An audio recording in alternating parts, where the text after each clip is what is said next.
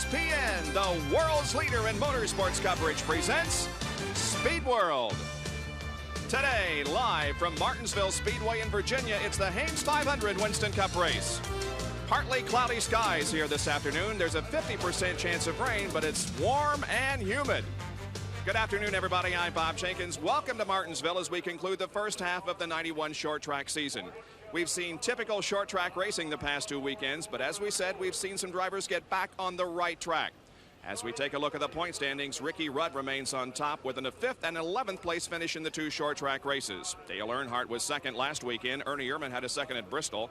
Mark Martin had 2 top 10 finishes, and Darrell Waltrip won last weekend at North Wilkesboro, making him the 7th different driver to win in the first 7 races of the year. That hasn't happened since 1964. The 7 drivers back then, the 1970 champion, Bobby Isaac, the legendary driver and owner, Junior Johnson, IndyCar, Formula One, and Winston Cup pilot, Dan Gurney. The eventual champion in '64, the King, Richard Petty. Wendell Scott was a winner back in 1964, as was the great Fireball Roberts. And our own Ned Jarrett, who 27 years later is still a winner, this time on the broadcast team. Ned? Well, Bob, those were the good old days, and certainly there was plenty of competition back then, but I don't think that I have ever seen as much parity as there is in the sport today. Now, certainly there are plenty of drivers who are capable of winning that are not among those 7 who have won so far. We could see another winner here today to make it 8 in a row. There's been a lot of beating and banging going on in the last couple of weeks on the short tracks. 36 cautions in just 2 races. Benny, what is going on? Pressure, Ned. Nothing but pressure. And it's not a spoken pressure or an implied pressure. And the pressure is not to win. It's exposure. To get on this camera. To be seen on the television screen. To be written about. Because these fellows know to survive, they have to be seen on the TV screen. They have to be written about. That's the only way they're going to be here next year and the year after that. Jerry, who do you think we're going to see on camera today? Benny, you're going to love this. We're going to see a lot of barbecued chicken today. Right, barbecued chicken. This Tyson Chicken Bullseye Barbecue Sauce Ford of Chad Little qualified 6th. 37-year-old Chad Little from Spokane, Washington. Chad, now last week you were nowhere to be found. Didn't make the field at Wilkesboro. This week you come back with your best ever effort. What's been the difference? First of all, it was 27-year-old. I heard you say 37, Jerry. But I'll tell you what the difference is the field is so tight that, last week we were just off a little bit. We had a middle of the pack car. We ended up missing the field. This week we had a good car. It was a good lap, and things just turned out well. And, when there's only 0.3 of a second between first and last, it doesn't take much to miss it, I just like to say thanks to our sponsors, Tyson and Bullseye, and say hi to everybody back home in Spokane. Well, he certainly said, and by the way, attorney's always correcting us, doctors. Hey, you just can't get away from him. But let's go back up with a driver who's really getting on the right track. Standing by with John Kernan. Tell you what, Jerry, you are exactly right. After the 3rd race of the season, a lot of people said, hey, where is Mark Martin? What has happened to him? Well, they just got off to another slow start, which has been typical the last couple of years for this team. But, Mark, you guys have got it really geared up right now, 4th in the points and starting the race from the pole position.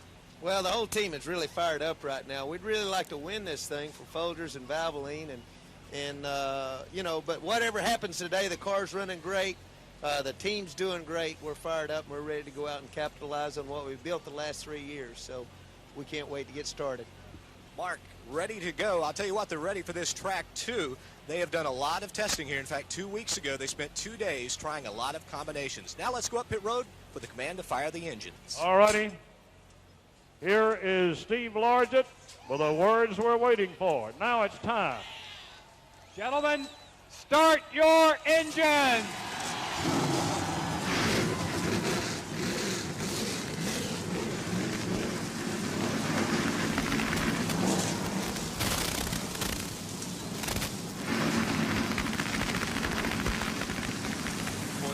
Time in the 91 season, the drivers fire their engines and get set for competition. We'll go 500 laps this afternoon on this half-mile racetrack and end the short track season. As usual, a tremendous crowd on hand here, set to go. And watch the excitement here this afternoon at a track that has always given us plenty of short track action. Let's take a look now at the die-hard starting grid. Mark Martin will be the pole sitter. At 91.949 miles an hour, he's the number 6 Folgers Ford. Outside row 1, it's Harry Gant in the Skull Bandit Oldsmobile, car number 33. Row number 2, Ken Schrader from Fenton, Missouri in the number 25 Kodiak Chevrolet. And outside the second row will be Rick Mast from Rockbridge, Bath, Virginia in the Skull Classic Oldsmobile number 1. Starting 5th, Rusty Wallace, car number 2, the Miller Genuine Draft Pontiac. And then Chad Little from Spokane, Washington in the Tyson Ford, car number 19. Dale Jarrett will start in 7th position. He's in the Sitco Ford, car number 21. And then the Hooters Ford, driven by Alan Kowicki, number 7. He's from Greenfield, Wisconsin. The 5th row consists of Ernie Irvin and Dale Earnhardt. Row number 6, it's Bobby Dillon and Richard Petty. Going to row number 7, Terry Labonte and Bill Elliott. Row number 8, we see Brett Bodine and Darrell Waltrip. Row number 9, it's Kyle Petty and Jeff Bodine going for 3 straight wins here at Martinsville. The 10th row, Joe Ruttman and Bill Sedgwick. Back to row number 11, Hut Strickland and Ricky Rudd, the Winston Cup points leader. 12th row, Sterling Marlin. He will start the car and go to the first caution, and Dick Trickle. The 13th row, it's Mickey Gibbs and Davey Allison. Row number 14, Blake Speed and Jimmy Spencer. And back in row number 15, we find Michael Waltrip and Ted Musgrave. Morgan Shepherd and Rick Wilson are the provisional starters for this afternoon's Haynes 500.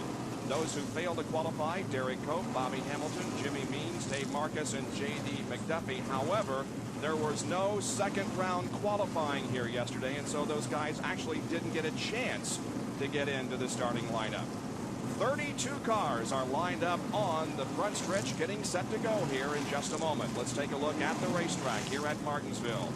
0.526 miles in length. The pole speed was 91.949, the slowest oval the Winston Cup race is on. The time 20.59 seconds. Will go 500 laps, and the field is separated by just a little over 0.6 of a second. There you can see there are pit areas on both the front stretch and the back stretch here at Martinsville. We have long straightaways and tight corners, and the turns are banked at 12 degrees between turns 1 and 2. Over in the 3rd and 4th turns, also 12 degrees of banking, and the straightaways are flat. So that's the course that they'll be competing on here this afternoon. The car is still warming up their engines here on the main straightaway. It's a warm and humid afternoon, but they have yet to pull away for a couple of warm-up laps. We see the two cars. See the two cars sitting there. Rusty Wallace, he told me just a bit ago that Roger Penske called this morning and said, hey, I want to come see a short track race. I haven't seen one in years live. How about picking me up the airport? So Roger is here. Well, it's always an exciting one here. And we're talking about the back pits here. There are some big, heavy names back there. Jeff Bodine being one of them. This one here, two races in a row here. That's going to be a disadvantage. We'll talk more about that as the race goes on. All right, now the field does begin to move away, and in just a moment, we will have the start of the Haynes 500 here at Martinsville Speedway in Virginia. Beautiful Sunday afternoon, clouds overhead. It rained here overnight, but the weather right now looks pretty good as we get set to go racing. Our Speed World coverage of the Haynes 500 is being brought to you by Quaker State. The Big Q is one tough motor oil. By today's Chevrolet, who invite you to see why more people are winning with the heartbeat of America. And by Goodyear, the unanimous choice of every NASCAR Winston Cup team. Just before the start, we'll take a break and then be back with the green flag and the start of the Winston Cup race here at Martinsville.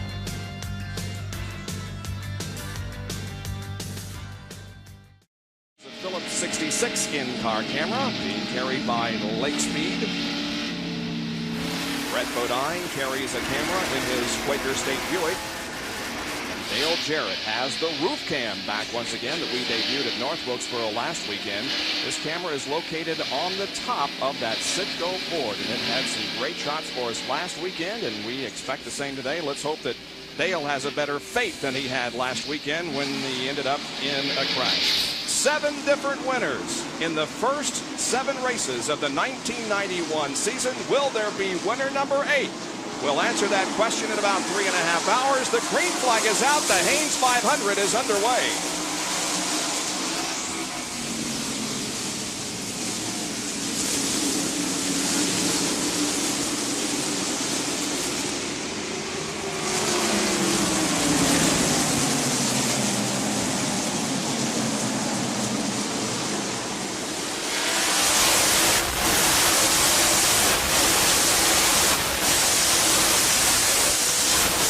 talked about 7 different winners. 3 of the 4 first starters have not won this year, so it'd be very easy to have an 8th winner in 1991. A couple of guys didn't have very good starts. The pole sitter Mark Martin back in 3rd spot. Dale Earnhardt did not get off to a particularly good start. He runs right now in 7th place. The leader is Harry Gant. 2nd place is Rick Mast. Actually, Earnhardt moved up a little bit on the outside, Bob, which is a little tough to do on this racetrack. So he started in the 10th position and moved up to 7th there. He has fallen in line now, most everyone in single file, which is normally the way they run this race for a little while. There's Chad Little. Jerry Crunch talked about it at the top of the show. Earnhardt trying to go by him on the outside. Chad is 6th at the moment. Here's side-by-side action. Bobby Hillin, car number 20, and last week's winner, Darrell Waltrip. But Waltrip works the high groove. There is Terry Labonte in 94 there also, and Bill Elliott. That outside groove is just not the place you want to be so far. Riding inside the Quaker State Buick with Brett Bodine. You can see Darrell there on the right side on the high lane. He finally got him a spot on the inside and quickly moved down to the turn.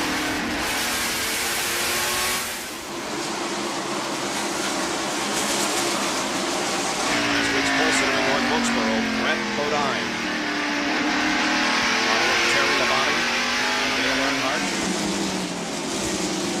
Make that Darrell Waltrip, I should say.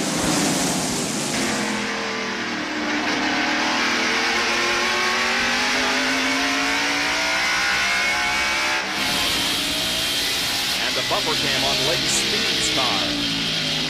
Looking back on Ted Musgrave, car number 55. The 9 car of Bill Elliott falters on the backstretch and goes very slowly into turn number 3.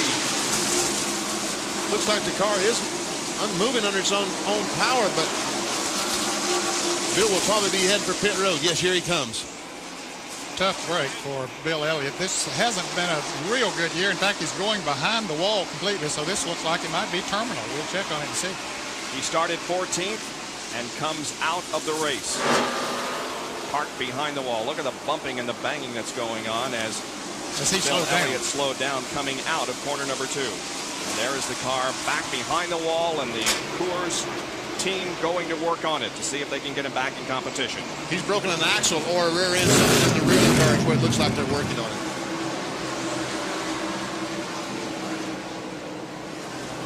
In days gone by, rear gearing was a big problem on this racetrack because of overheating the grease. They didn't have good ways of cooling it, but that really hasn't been a problem in recent years. The technology has caught up to it, and it's not a big problem anymore.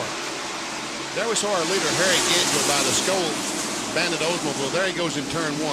We were talking yesterday afternoon in the compound in our production meeting, and there's no stats to back it up, but that 33 car, the last 3 or 4 races, has been one of the best cars here, but his luck has been unbelievable. Last week he was riding along, and all of a sudden Jeff Bodine, boom, he's in front of him. He runs from the back of it, has to spend about 10 laps in the garage area. Side-by-side action here. That's Jeff Bodine to number 11 and Ricky Rudd in car number 5. As we told you, Jeff is going for 3 wins in a row here at Martinsville. He won both races last year.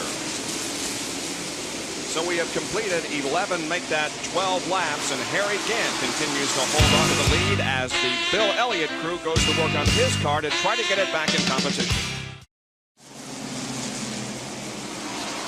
Harry Gant continues to lead the Hanes 500 here at Martinsville. Rick Mast runs 2nd, followed by Mark Martin, then Ken Schrader, Dale Earnhardt, and Rusty Wallace. Now let's go down to John Kernan, who can update us on Bill Elliott. Well, as you speculated up in the booth, it is a rear-end problem. Bill said the car just would not go, so they got the car up on jack stands. They pulled the axles, and they're going to change the rear end and try and get him back out on the track to at least pick up some Winston Cup points. Elliott, one of only 5 drivers with no DNFs in 1991. Harry Gant has pulled away, but there's some good racing here for 2nd, 3rd, 4th, and 5th, and 6th. Earnhardt taking a look on the outside of Schrader while we were in commercial. He passed Rusty Wallace on the outside, so if that black 3 can get to the front, he's awfully good car today. There's Harry coming off the 2nd corner, and there's the interval between 1st and the next 4. And fellas, while we were away on the break, Dick Trickle made a pit stop on the backstretch, a long pit stop for the Ken Allen Buick. Second, third, fourth, and fifth, and Rusty Wallace back in sixth position as we follow the action. Here is Terry Labonte in 94 and Kyle Petty at number 42 racing side by side. Now Kyle gets that Pontiac ahead as they go down the backstretch. Right behind him is Brett Bodine. Our Clipper Stadium car camera. So Kyle Petty's been able to pass both those cars here in the last 4 or 5 laps. And then it's not an easy chore to pass any car on this racetrack. And there we see him on the inside of Bobby Hillin, trying to get on the inside of Bobby Hillin. And he does. Going into turn number 3, he scoots to the inside and moves right around Hillin. And now just ahead is Darrell Waltrip. And Earnhardt making another move on the outside of Kenny Schrader. Couldn't quite do that. The fourth position, and he goes into turn 3 side by side with Ken Schrader. Schrader holds him off for the moment. Let's see what happens as they come down the straightaway and head to turn 1.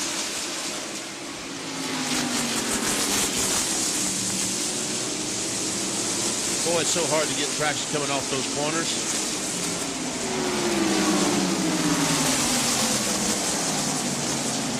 What about 130, 35 miles an hour at the end of the straight? Probably 115 or 20, but you've got to make a 90-degree left-hander in about, what, 75 or 100 yards net? Is that about that much time they got to turn around and go the other direction? Yes, and you don't have a lot of banking there to hold you if you get in there too fast. Only 12 degrees of banking. In fact, when you go in there at that speed, it looks like that it's banked the other way as opposed to having what banking it does have.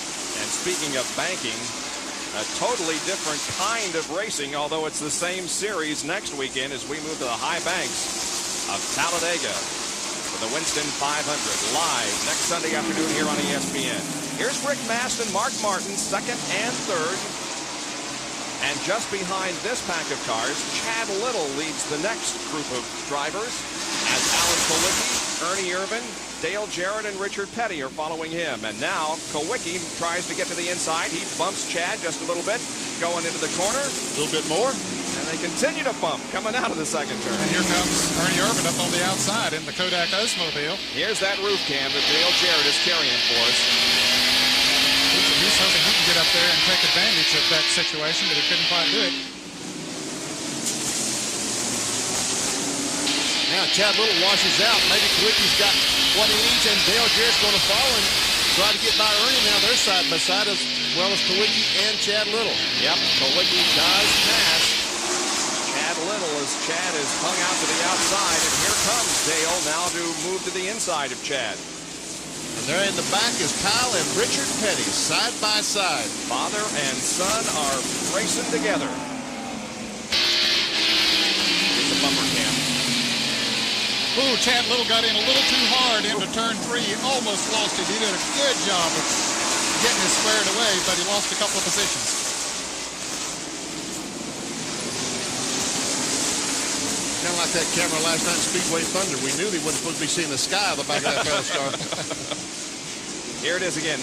Chad, got the rear end out a little. May have had a slight bump from Ernie Irvan. Second place battle. Look at Mark Martin go to the inside of Rick Mast into turn 1, and Mark Martin goes into second place. Kenny Schrader not able to get in and capitalize when he had Mast hung out to dry.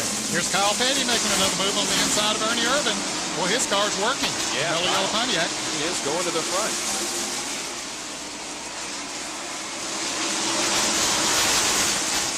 While all this is going on, Harry Gant, he's just pulling away from him out front, just riding along nice. And Richard Petty slips back a couple of positions. He's now 12th. And Darrell Waltrip now moves to the inside of Chad Little. Well, you can see some battle scars already on the inside of the Ford number 19 of Chad. Taking a little bit of abuse here early. Darrell hasn't given him any. He's just moving by nice and smooth on the inside. And now we see Rusty Wallace and Dale Earnhardt battling side by side once again. Earnhardt passed Rusty Wallace about 10 laps ago. On the outside. On the outside. Now Wallace takes a spot back. Richard Petty gets by Chad Little. Darrell has been able to make that pass. Richard with a good qualifying effort here this weekend. has big hopes. This may be 201. Meanwhile, Harry Gant continues to lead. Mark Martin, Rick Mast, Ken Schrader, Rusty Wallace, and Dale Earnhardt as we're early in the Hanes 500. ESPN Speed World live today at Martinsville, Virginia for the Hanes 500. We are under caution for a spin up in turn number 3 involving Joe Ruttman, who is continuing. Now, this race has been pretty clean so far. The drivers haven't been bumping and banging very much, but there's a good reason for that, right, Doc? Indeed. Dick Beatty, who is, of course, the director of competition for the Winston Cup division, gave these drivers a stern talking to during the drivers' meeting. He said, now, I warn you guys, no retaliation this week. What happened at Bristol and what happened at Wilkesboro, that's over, that's in the past. Good, clean racing, and you can rub them, but you can't shove them and push them out of the way. I promise you, if you do, I'll park you. And, of course, about 4 or 5 drivers turned very red in the face and sort of smiled, and Dick said, I'm telling you. So now they've already warned a couple of guys down here about the early laps, about some of that pushing and shoving, so we'll keep an eye and see if some of these guys will listen to Mr. Beatty. We are about to go back to racing after our first caution period, coming down for a restart. The pace car pulling off the track in turn number 4, and Harry Gant steps on the accelerator, and we resume the Hanes 500. Rusty Wallace pulled out, tried to get on the inside of Ken Schrader going into turn 1, but Ken would have nothing of that. He covered that spot well. Boy, Harry Gant is a fellow who did not want to see that caution flag. Had about a straightaway lead, just cruising along, and now Mark Martin's on his back bumper, pushing him again.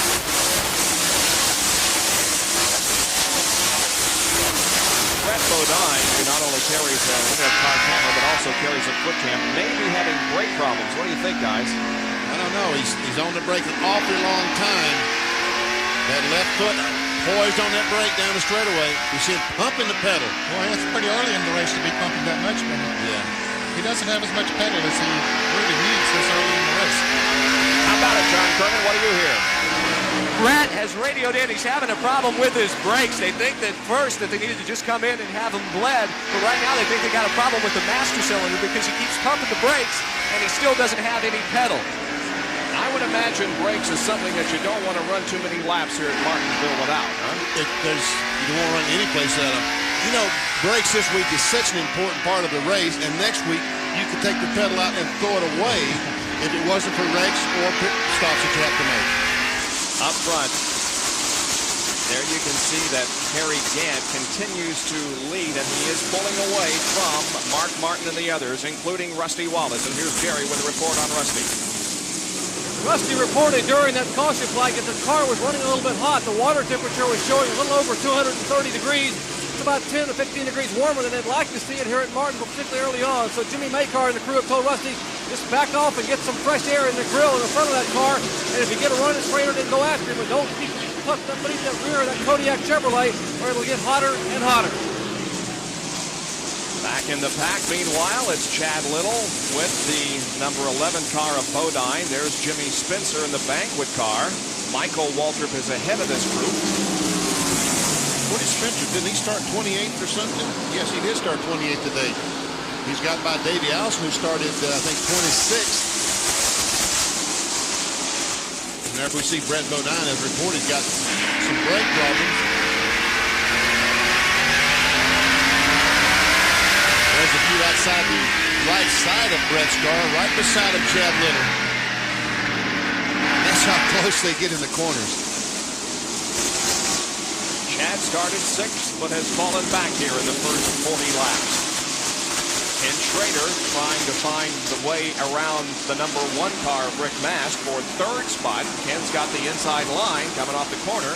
Yep, when Rick moved up just a little bit, that's all Schrader was looking for. Let's see if he can do it, getting down into turn 1. Rick Mast gives him running room. He should get him going into turn 3.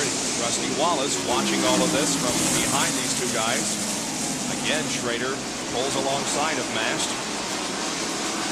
Hey, Rick Mast is getting pretty good bite off those corners now up high, man. He really is. That surprises me. I thought when Schrader went into turn 3 that he would have him, but so far he's hanging on out there. Unless he makes a big slip, I think he will eventually get him, but he's having to work for it. Sure is. most of the time you get it on the inside of a driver, you can count him out. You know, you just pass it going into the next turn. But Mansfield's doing a good job. And the 42 car there, Kyle Petty behind Rusty Wallace, has now moved up to 6th position. Moved around Dale Earnhardt a couple of laps ago while we were watching this battle. So Kyle, 17. yeah, he has come a long way up to the top. That's impressive. So Schrader now able to make the pass, and here comes Rusty Wallace to try to do likewise, and Kyle Petty. Kyle might have the best car on the racetrack right now. It'd be close, I think, as far as Harry Gant is concerned, but they definitely, the two of them have the best, I believe. More on the early Kyle Petty run from John Kernan. Well, I'll tell you what, it really shouldn't surprise anyone that Kyle is running so well here at Martinsville. 2 weeks ago, the Mellow Yellow crew spent 2 days here at the track.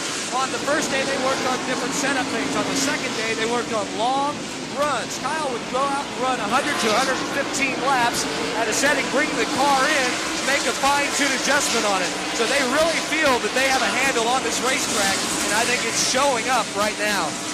He has moved up steadily in the first 51 laps of competition. One disadvantage that he'll have, fellas, when he starts making that pit stop, he had a poor qualifying run. He's pitting on the backstretch, and he'll have to pit, at least under caution, he'll have to pit after the front side cars have pitted. Back in the pack we go once again. There is Sterling Marlin with Michael Waltrip, Jeff Bodine, and Davey Allison. I don't think NASCAR wants to see these two guys racing too much today. Last week, we had the little bumpiness. Dale Earnhardt just passed Rick Mast. Sixth. And the 25 car of Ken Schrader has moved to 3rd position now, while Mark Martin is 2nd, and the leader of the race is Harry Gant, who has led all the way so far and has been able to pull away from the rest of the field. Harry Gant from Taylorsville, North Carolina, leads the Hanes 500 at Martinsville, Virginia.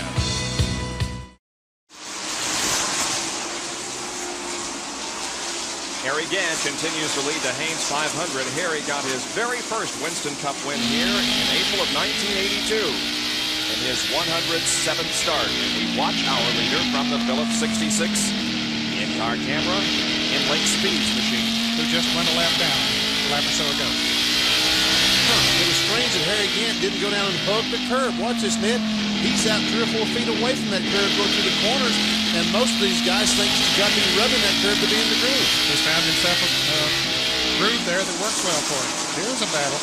Jeff Bodine and Davey Allison continue to run together on the racetrack, also with Sterling Marlin and Jimmy Spencer. Sterling did start the race. He's still in that car, hoping to go at least to the first caution and maybe beyond that. Well, he has already gone past the first caution, and his PR man, Chris Browning, said this morning that he was feeling good and that he was going to stay in it perhaps longer than that first caution, and we'll see how it went during the race. This is the side cam on Brett Bodine's car, and look how close they are. Brett slides up just a... Oh, there we go.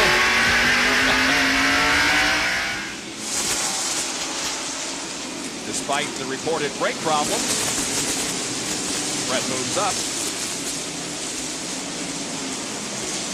He's running a little less than a half a lap behind Harry Gant. The 5 car of Ricky Rudd has also been very strong here in the early going. He started 22nd and is now up to 8th. There we see Ted Musgrave on the inside at the Alka-Seltzer sponsorship for the 3rd week in a row on that car. Musgrave had a good run at Bristol a couple of weeks ago. Stayed in the lead lap for a long, long time. Rudd's car, we saw Rick Mast back in wiggle just a little bit, and Rudd's car did not wiggle at all. Very straight off the corners, and that's what you've got to do to be able to accelerate off the corners and bring it off straight. No wiggling. 22nd to 8th in the first 64 laps. Well, I'll tell you, that car is getting a bite off the turns. Ricky Rudd, look at him go on the inside of Rick Mast and watch him accelerate now down the backstretch and just pull away from him. And he moves into 7th. That's another one of those fellas that Ned was talking about that's pitted on the back straightaway. So if the caution should come out and they make a pit stop, he's a huge disadvantage. Here's Lake Speed, who has already been lapped. As we see Ricky Rudd go to the high side of Lake. Rick Mast in the 1 car.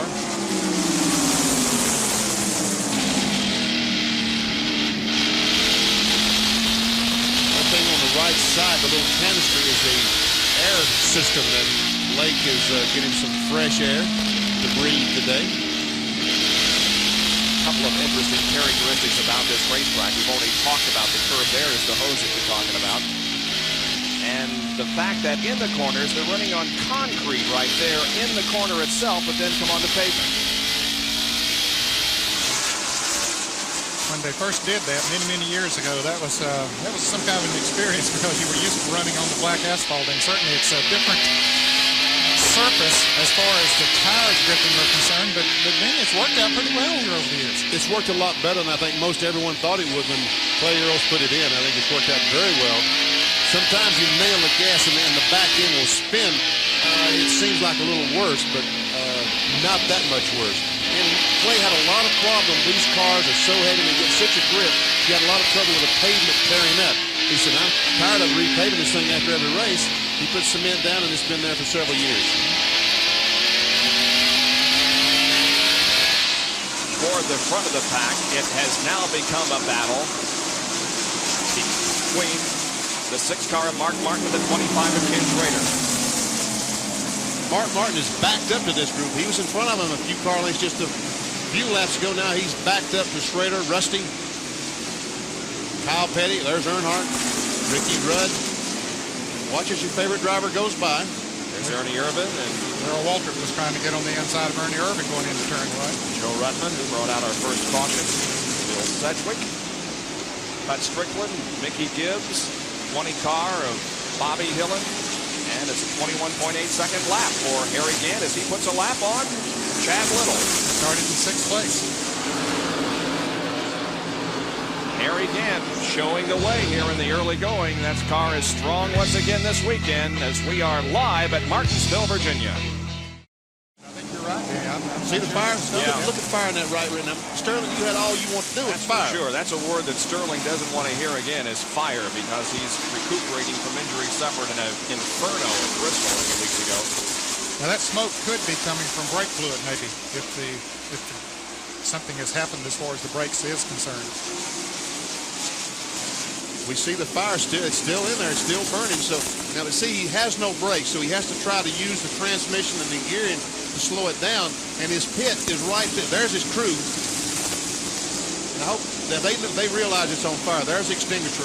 That's Tim Brewer with a Budweiser crew with the fire extinguisher putting the fire out. Once again, we see an example of crews helping other crews when there is a problem with a race car or a driver. Many members of the Junior Johnson team are surveying that situation. Of course, these are same owner, Junior Johnson, but they have separate crews. Fellas, while we were watching that, Bill Elliott went back on the track. Of course, he's many laps down, but he is out there. And Harry Gant, the leader in tracking. Rick Wilson right in front of him, the Snickers Buick, and Bobby Hillin, the Rob LaRosa Memorial Oldsmobile. Look how close or how fast Harry closes on these two cars. They're trying to race each other to keep from getting the lap down, but who's going to make it? Jimmy Spencer, Terry Labonte, and Michael Waltrip have been running together for several laps. They continue to do so as Michael and Terry get very close to each other in the third turn. Now this group of cars is about 2/3 of a lap behind the leader, and there's trouble in turn 3 right in front of the leader. Boy, Harry just dodged that bullet as Bobby Hillin went into the wall in turn 3. Jeff Bodine is slow up in turns 1 and 2. He did a 360 apparently and keeps going. Man, there's too much action going on. I'm watching one end of the racetrack and it's on the other end of the racetrack. Second caution period of the afternoon comes out. And here it is once again. Watch the 20 car ahead of Harry Gant and Rick Wilson. Rick Wilson goes down, tries to get on the inside. He and Hillin make contact. Hillin spins up to the racetrack, and you're right in front of Harry. And he has some good brakes because he able to stop that car and just turn left. Yeah, he committed to go high and just stayed up there. Let's see what happened to Jeff Bodine now, as it looked like he and Bill Sedgwick in car number 76 got together. And he makes the 360. Jeff is the greatest I've ever seen at 360. Let's go to Jerry Punch as Harry Gant comes in for a stop.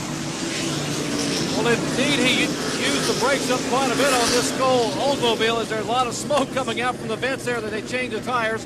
Andy Petrie and the rest of the Skoal crew now trying to get right side, now left side tires on the car. Gant's car down and away. A lot of action here in the pits. We mentioned Rusty Wallace up and down pit road. A lot of cars taking advantage. A major chassis adjustment going on in the Ernie Irvin car. Here is Rick Mast leading Rusty Wallace, who's been in the pits, as has Mark Martin, our pole sitter.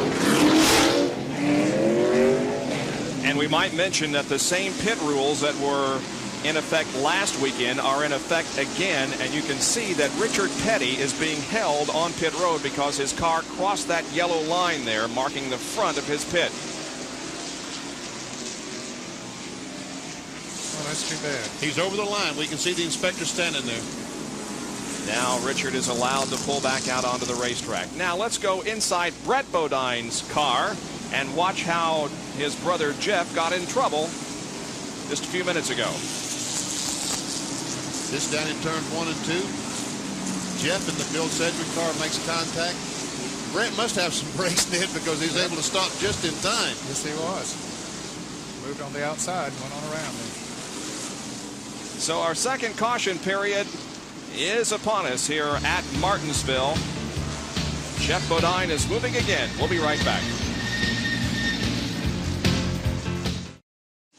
Caution light still on as Jeff Bodine spins down in turn number 2, and also Bobby Hillen tagging the wall in turn number 3. Here once again is the real-time replay from Brett Bodine's in-car camera. Boy, that car went around in a rush. Just a little tap from the Bill Sedgwick car, number 76, and round she went. And the brothers are still together. This is on the caution flag as we look at Jeff, and right behind him is his brother Brett. Jeff won both races here at Martinsville last year, both the spring race and the fall race. And our replay will show the action from a year ago here at Martinsville.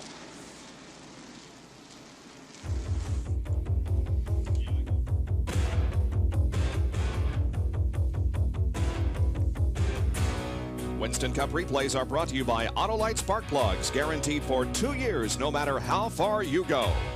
32 cars lined up for the start of the Hanes 500 here at Martinsville last April.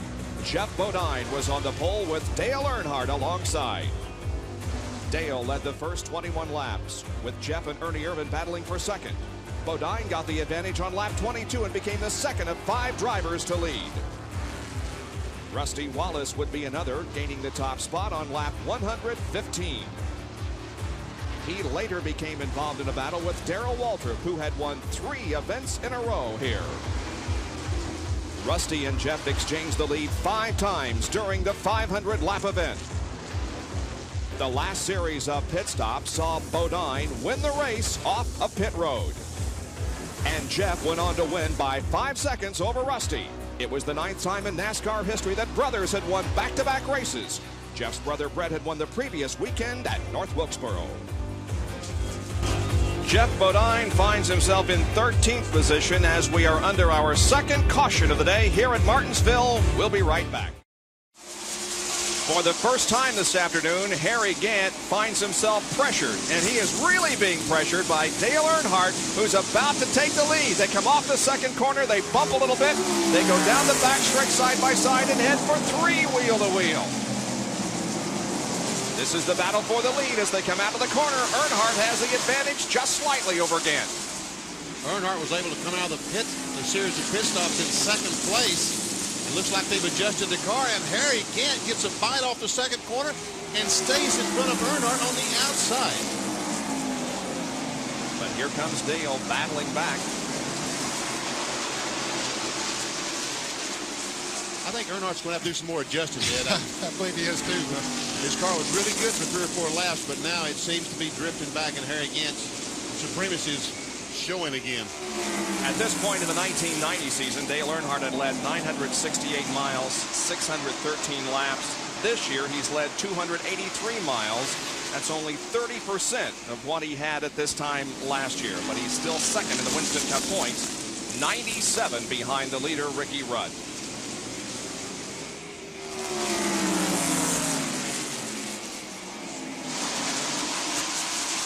There's Jeff Bodine trying to make a move on the inside of Alan Kulwicki. We'll see him come into the picture there in just a moment. There they are. Joe Ruttman, a lap down,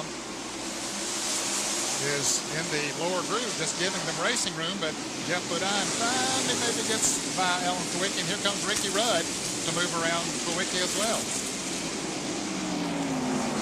Both those cars, Jeff Bodine and Ricky Rudd, having to pit on the back straightaway, so they drop back in the running order a little bit after the caution and the pit stops.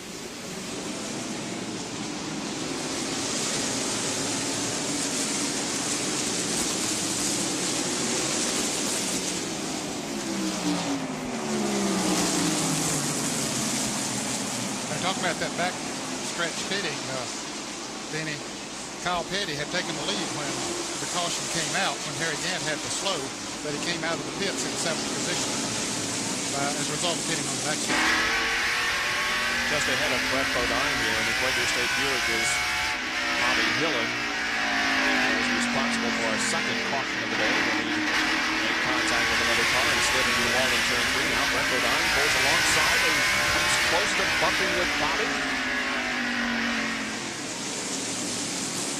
And there's Ernie Irvan now moving inside of Hillin. Ernie Irvan may be having a problem with that car. Jerry, what do you hear? Well, actually, Bob, he is having a problem. The car has dropped back some and is not performing well to his liking. The car is bouncing. It takes the right rear and spring maybe a little bit too soft. So when they get a chance under the next caution fight, they're going to bring him in and possibly insert one of these rubber spacers, these rubbers you saw in our track back last week, in the right rear to stiffen that spring a little bit so the car will stand up and he can drive it deeper in the corner. All right, we'll watch for that possibly next time that Ernie Irvan comes in. Right now, he's in 14th place. Brett Bodine, we talked about his possible fuel problem, but John, you say he may have yet another? It has not been a great afternoon so far for Brett Bodine. He's radioed in. He's got a carburetor problem. It burbles, to quote Clyde Booth, the team manager, off of the corners, so it doesn't want to get any gas or any fuel to the engine when it comes off the corners. He says they still have the brake problem that Brett is just trying to learn to live with that right now. They have another problem to live with at the moment. That bubbling off the corner sounds like a valve spring, Ned. You know, losing a little bit of its horsepower in the middle, sometimes they'll do that. When this track gets real slick as time goes by, that doesn't bother you. If it doesn't get worse, it doesn't bother you as much as it would at this point in the track. Ernie Irvan and Jimmy Spencer are nose to tail behind Brett.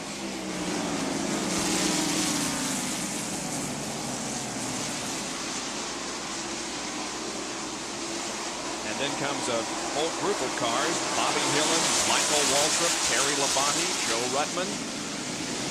There's Morgan Shepherd in the number 15 car, and Hut Strickland in 12. Davey Allison, who was running 11th when the last caution came out, pitted on the back straightaway, went back to about 20th spot.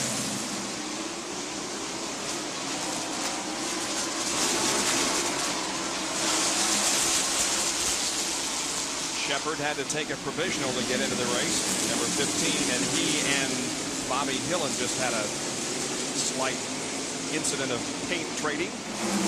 No, it's both red, so you can't tell the difference, right? Now he pulls alongside Hillin. And there's two cars in front of him that has a lot of yellow on them. Ooh, and Bobby Hillin tried to get out of Terry Labonte's way and almost came down the hill in front of him. This time he moves up in the corner and lets Terry Labonte on the inside.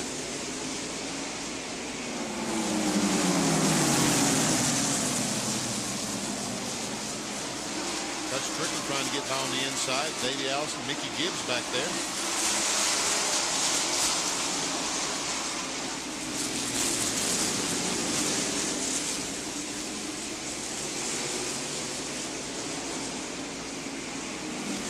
.110 laps gone out of 500. Oh, a spin. Hillin once again spins. This time doesn't make contact with the wall. Will it bring out a caution? None yet. Now it flies. Gant comes down, takes the third caution flag of the day. Now then, Ned, how many of these good cars do you think will pit? I don't believe those up front are going to pit. Then the tires aren't giving up as much here as we have seen on some other tracks. Mickey Gibbs and Bobby Hillin, almost identical, the same thing that happened with the 8 car of Rick Wilson and Bobby Hillin 20-30 laps ago. Here it is from another angle. Watch the 24 move inside to the 20 and make contact. That sends Hillin spinning up toward the wall, but he got to stop before making contact. So once again, we are under caution here at Martinsville, Virginia in the Hanes 500. We'll be right back.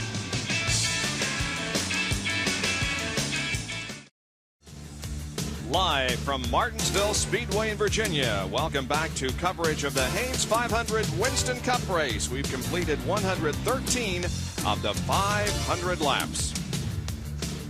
Our Speed World coverage is being brought to you by Suzuki. Your Suzuki dealer has the ride you've been waiting for and the financing to get it.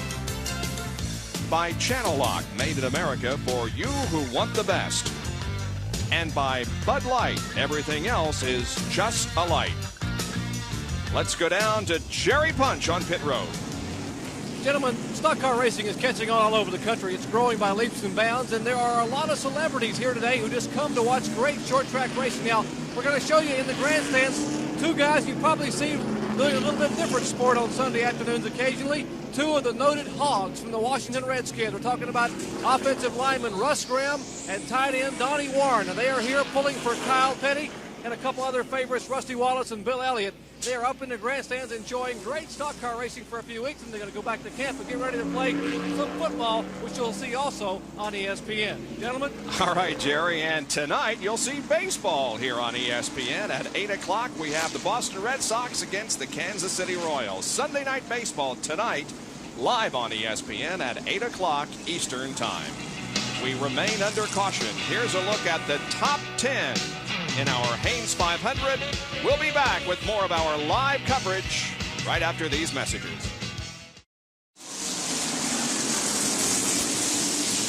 The green has just come out. The cars come off of corner number 2 down the backstretch. Going back to racing from our third caution. That's Harry Gant still leading the procession. Dale Earnhardt is second, followed by Mark Martin, Rusty Wallace, and Ken Schrader. Earnhardt for the first few laps, when they throw on the first few laps on his tires after a green flag, is pretty strong. But still, he held on to Harry Gant pretty tough. Harry never left him, what, 10 or 15 car lengths in the last time? And then Earnhardt, he closed back in, so it wasn't over a couple of car lengths behind when this last caution came out. Earnhardt continuing to pressure Harry Gant. Let's get down to Jerry Punch. Well, gentlemen, the reason Dale Earnhardt backed off a minute ago, what Richard Childress had told me is the brakes started to go away. The brakes got very soft on the Goodrich Chevrolet, so he told Dale just to back off and cool them a little bit. That's that caution flag, and it cooled down. Dale was going to make a run at him for a few laps, and then if they start going away, he has to back off again. So we'll see what happens. He's staying within about a car length now of Harry, as Mark Martin has about 3 car lengths between himself and Earnhardt. None of the lead cars chose to pit on that last caution flag. Felt like track position was worth more than 4 fresh tires. Kyle Petty is 6th. Rick Mast is 7th. In 8th is Darrell Waltrip. 9th is Dale Jarrett. Jeff Bodine is 11th. Ricky Rudd 12th. And Alan Kowicki is next in line. Then Brett Bodine, Jimmy Spencer, Michael Waltrip, Gordon Shepard. And during that last caution, fellas, Bobby Hillin came in for a pit stop. They held him a lap in the pits because he passed the pace car going out the pits. So Bobby just continuing to have troubles here today. Well, this has been a relatively clean race. We've had some incidents of bumping, but nothing real bad. And this short, tight racetrack here at Martinsville is usually where you see a lot of that kind of thing. So apparently the talk that Beatty had with them in the drivers' meeting this morning has done some good. It's been a real clean race so far. He said, you make a mistake, I'm going to penalize you. It's my job to penalize you, and I look forward to it. Dick Beatty's one of the nicest people in the country, but when he wants to tell you something that he means, he can flat lay it on the line and he'll scare you. You're watching first and second, Harry Gant and Dale Earnhardt. We might mention that there has been a driver change in the 22 car. Charlie Glotzback has gone into the cockpit, and we have an incident here on the main stretch. Ernie Irvin. I don't think anybody's hit him so far unless Bill Ellis gets into him. No, Bill's going to move down there beside of him and figures out he's got room and goes on around. Bobby Hillin's trying to get by. Look at the heavy damage on the right side of Ernie's car. He made some contact right in front of the start-finish line with someone, and got the car out of shape, never was able to get it back under control. By the way, they didn't put the rubber spacers in that car during the most recent series of pit stops. Let's see if we can tell who he had contact with. Hutch Strickland? Yep. I believe that is Hutch Strickland in the 12 car. Tried his best to get it straightened out, but just couldn't. Then he got down the grass, and he didn't have a whole lot of control then. And he was very fortunate to come back up in front of that pack of cars and not get hit. Richard Petty making a nice move to the inside to avoid the contact. So Ernie Irvan spins here on the main straightaway down into turn 1 to bring out our 4th caution of the race. Ernie Irvan is pleading his case with the NASCAR official, saying that some of the lap cars just won't get out of the way. He's trying to pass them. He's in the lead lap, but he sits there and he takes his medicine. And of course, he is now down and away. They have changed all 4 tires. They did indeed insert that rubber that I showed you a minute ago in the right rear to keep that bouncing from being a problem. But now he has lost 2 laps here in the pits by virtue of a penalty. Well, here's a replay of the incident that he was involved in with Hutch Strickland. You really can't tell from that angle if Ernie was blatantly at fault, but in any case, he was held 2 laps by the NASCAR officials. Ernie getting set with the rest of the field to restart, and the green flag flies again.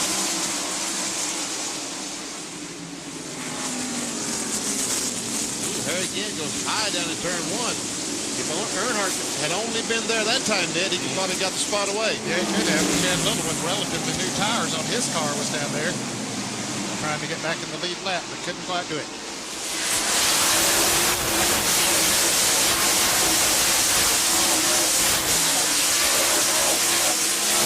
Earnhardt continues to pressure Gant.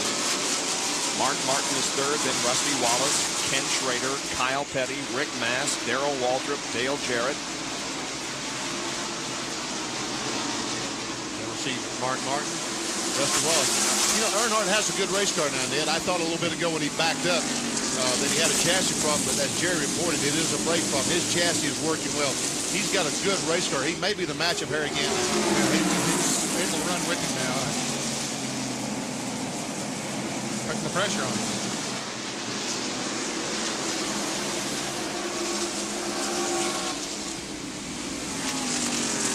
We know that Richard Childress has told him that Ernie Irvan has been penalized for 2 laps, so you know that he didn't want to make any excessive contact with Harry Gant. He looks on the inside.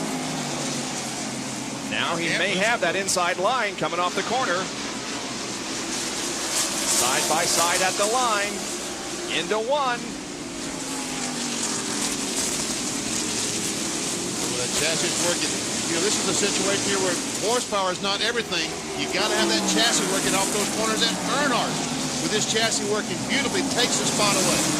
Dale Earnhardt moves to the front, dropping Harry Gant back to 2nd position. Now Mark Martin begins to close on Harry, and he spins. Running by himself, Gant just lost it and spun. And then coming out of the turn, Mark Martin and Ken Schrader spun around. Ooh, some damage to that Kodiak Chevrolet. Look at the front on that car. Ken Schrader heavily damaged in the front end. And Harry Gant's car is still sitting there. As we see Schrader's car sitting there, Gant's car won't move. Evidently, it won't fire. Or maybe something happened to it that caused all of that to begin with, and it won't crank. Very uncharacteristic because there wasn't anybody close to Harry. He just went into the corner, and all of a sudden, the back end just goes out from under it. Mark Martin, now let's watch him. Here comes Rusty down on the inside in the car number 2. Mark Martin goes high. Here's Ken Schrader. Here it is from another angle. Gant begins to slide in the middle of the corner. It's like he had a flat tire or something. It looked like the tire just maybe did go flat going into the turn. Mark Martin goes on the high side, and then here's Ken Schrader going on the low side. And let's see what happens as they come out, and they slammed together as they came out of turn 2. Oh, yeah. And then they spun around. Mark was up in the high groove, and as he came down toward the inside line, the car just got out from under him, and he collided with Ken Schrader. That's almost identical to what happened to Dale Jarrett last week at North Wilkesboro with these radial tires. When he turned the car, the tire just ripped, and he turned left. Let's go to Jerry Punches. Harry Gant heads in. Well, a frustrated Harry Gant as well as the Skoal crew. They can't believe the kind of luck they had. You heard Benny Parsons talk about what a great car they've had the past 3 weeks, and his luck has been nothing short of abysmal. Harry Gant's crew now changing right side tires. Charlie Presley comes around with a jack to the left side. Andy Petrie pulls off the left rear tire. They replace it with fresh Goodyear Eagles. They fuel the car. There's a few wheel marks on the side. And apparently you guys are right. They had a tire going down. The car abruptly snaps around and spun out. But now he has been serviced and is headed back down pit road. Harry Gant, a two-time winner here at Martinsville, goes back out onto the racetrack. Over in the second corner, they continue to clean up the Ken Schrader accident. We'll be right back. Back at the Haynes 500 in Martinsville, Virginia, ESPN Speed World live presentation. We're about to go back to green after our fifth caution of the afternoon. Ken Schrader's car was badly damaged. Harry Gant continues to be in the race. He's a lap down, and Mark Martin remained on the lead lap as the crowd rises to its feet and cheers the restart of the Haynes 500 on lap 141. Now Dale Earnhardt is the leader, and Rusty Wallace is second. Don't count Harry Gant out of this thing, fellas. He's just one lap down. As fast as his car is, if he can get a couple of breaks, he can be right back in it.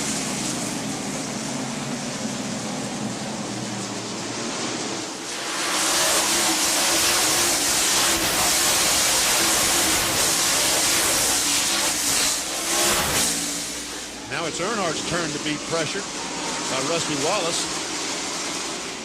He's not doing quite as good job pressuring Earnhardt as he did Harry Gant. Not too far back in third is Kyle Petty.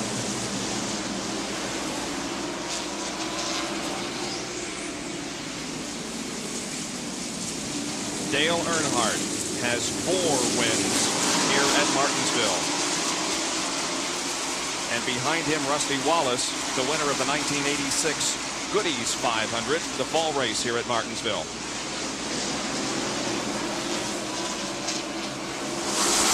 Alan Kulwicki and Brett Bodine involved in a bit of a battle.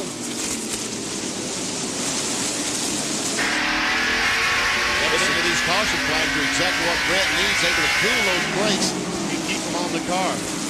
This is the battle for 8th position. As we go inside Brett's car.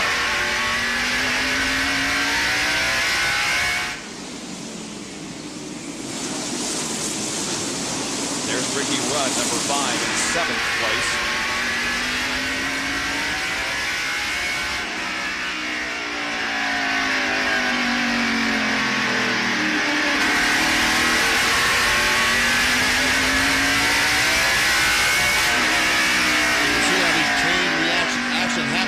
Brett Bodine goes in right on the back bumper of Kulwicki. You can imagine if he didn't have any brakes, what would happen.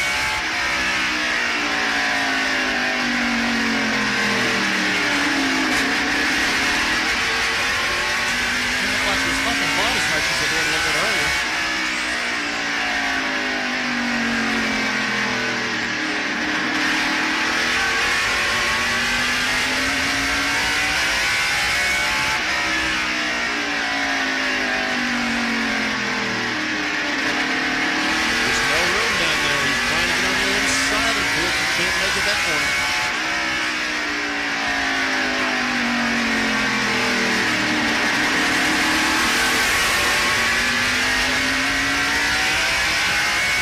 Sponsorship on Kulwicki's car extended for at least one more race.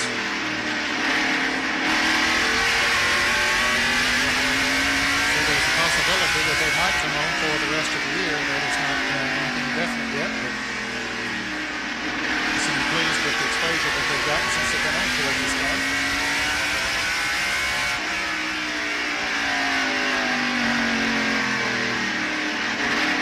Charlie Glasback in the Maxwell House car there on the outside of Alan Kulwicki. Glasback has replaced Sterling Marlin. With that car is many laps down as a result of the brake problems they had earlier. Kulwicki in 8th, Bodine in 9th, then Spencer and Shepard.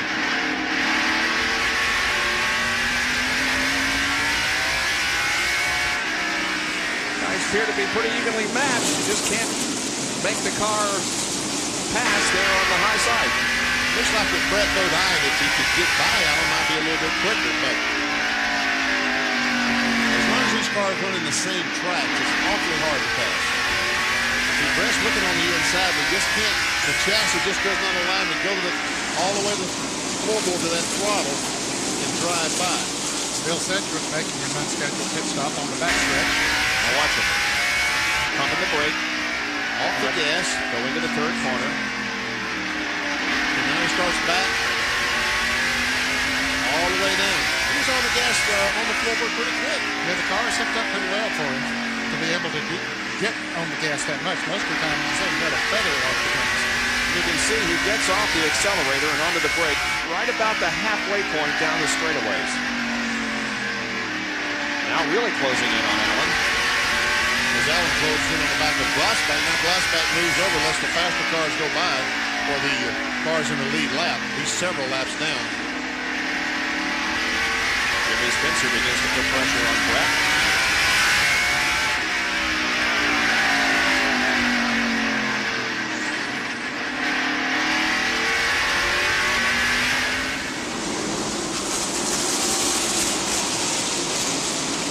Has moved up 6 positions since the start of the race. Now behind Brett and Kawicki, there you have Jimmy Spencer, Morgan Shepherd, Michael Waltrip in car number 30, and Hut Strickland. Right behind him is Davey Allison. Right behind him is Dale Jarrett. Both Allison and Jarrett made pit stops on this last caution, which put them back near the end of the pack. Now Allison moving right alongside Hut as we have the shot from the roof cam on Dale Jarrett's car.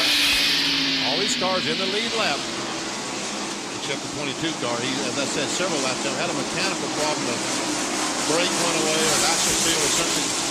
Had a small fire in the right rear. Spent several laps fixing it.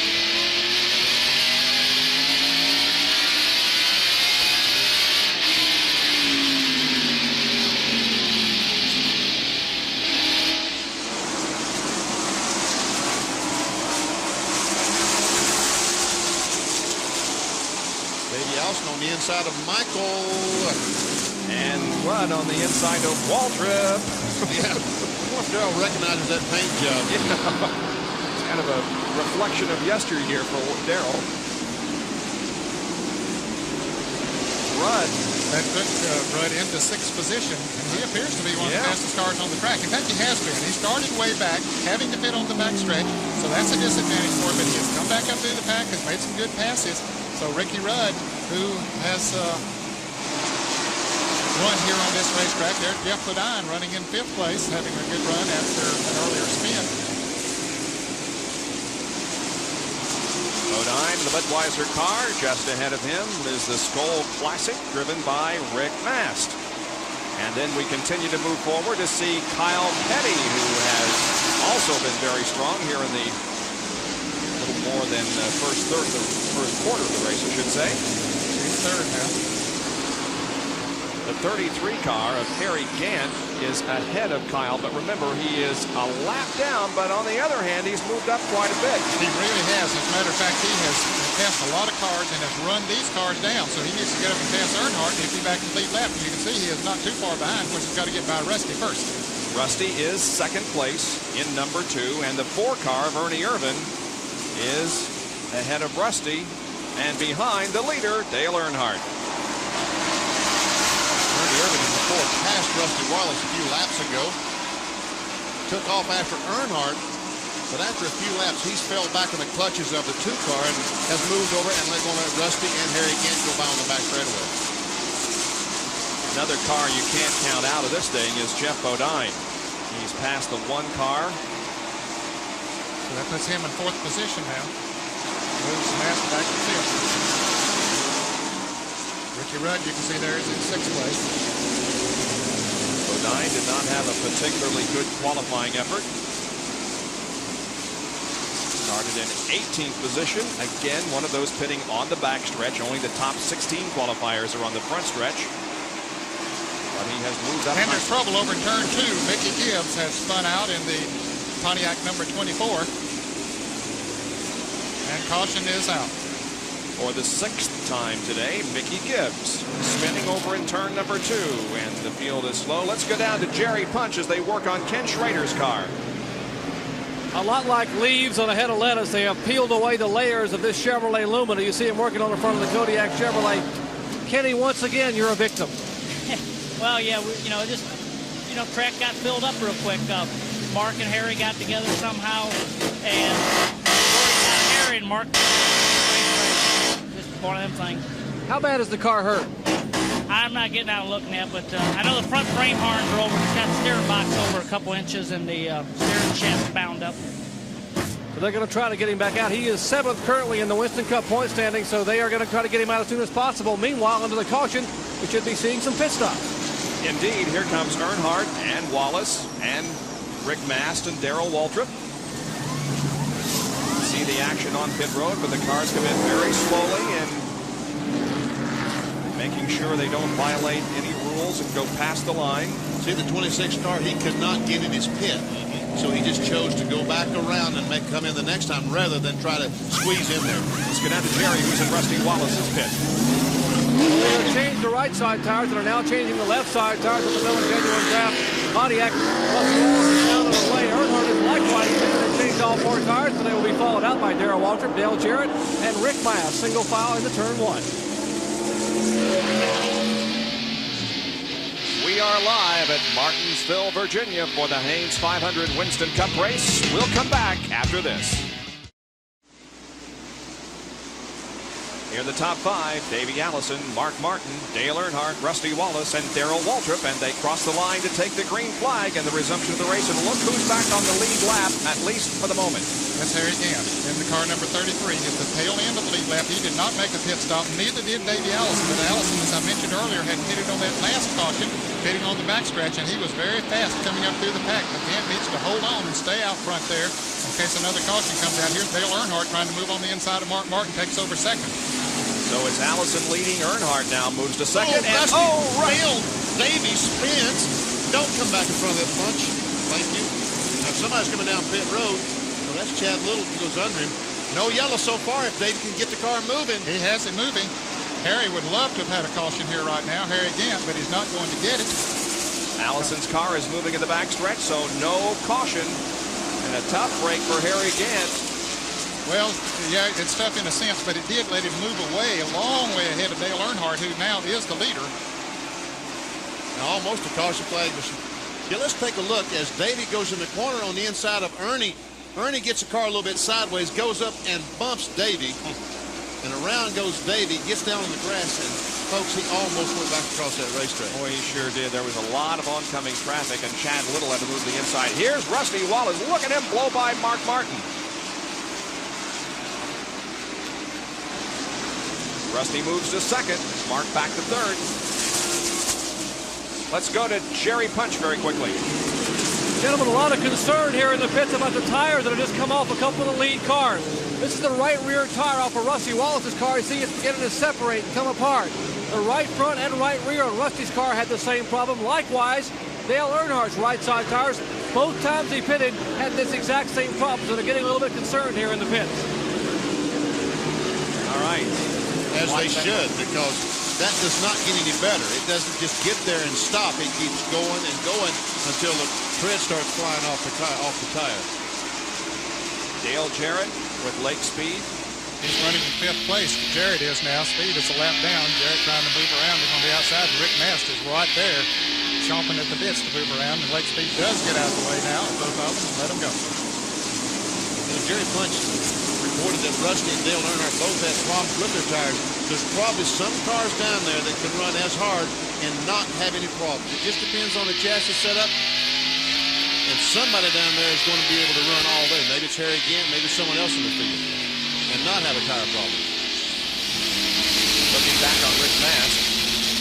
Now looking ahead to Rick Mast from the Phillips 66 in-car camera, carried by Lake Speed. And there's Richard Petty sticking his nose into the race. And the yellow flag is out, so Harry Gant got the break he needed. We'll get you all the way around and come back.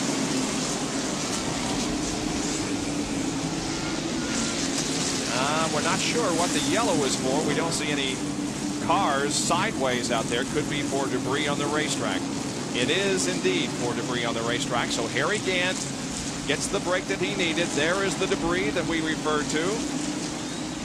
As yellow flag number 7 comes out to slow once again the Haynes 500 Winston Cup race from Martinsville Speedway in Virginia. Track Facts are brought to you by Quaker State. The Big Q is one tough motor oil. Gear ratios are critical to a car's performance at the racetrack. Now, the rear end is comprised of two components, the primary housing and the third member, which houses the guts or gears of the rear end. And in this third member, you see the ring gear and the pinion gear, and it's that ratio which gives you the differing gear ratios. Now, let's show you a little bit what we're talking about here with Waddell Wilson. Waddell, we've got a 300 gear and a 633 gear from Talladega and Martinsville. What's the big difference? Okay, at Martinsville, we'll turn the engine like 6.3 times versus the wheels 1 time. And that means like in the corner, we'll be down to 4,500 RPMs.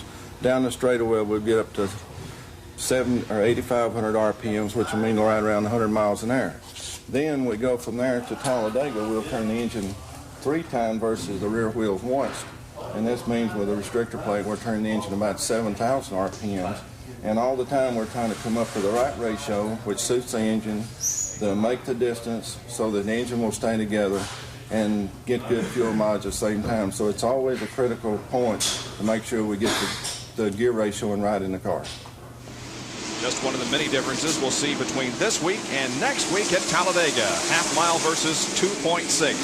Green flag comes back out. We're back to racing with Dale Earnhardt. Still continuing to lead. Rusty Wallace is second, then Mark Martin, Darrell Waltrip, and Dale Jarrett. McFast is 6th, Jeff Bodine 7th, Kyle Petty 8th, and Alan Kawicki 9th, and 10th is Ricky Rudd. Now, we talked about how much the engine turns, the RPMs. There's the tachometer. You can see the RPMs go to about 4,000 and up There's to 7, 8, 8,400. Kyle Petty is involved in a spin. And the caution flag is out.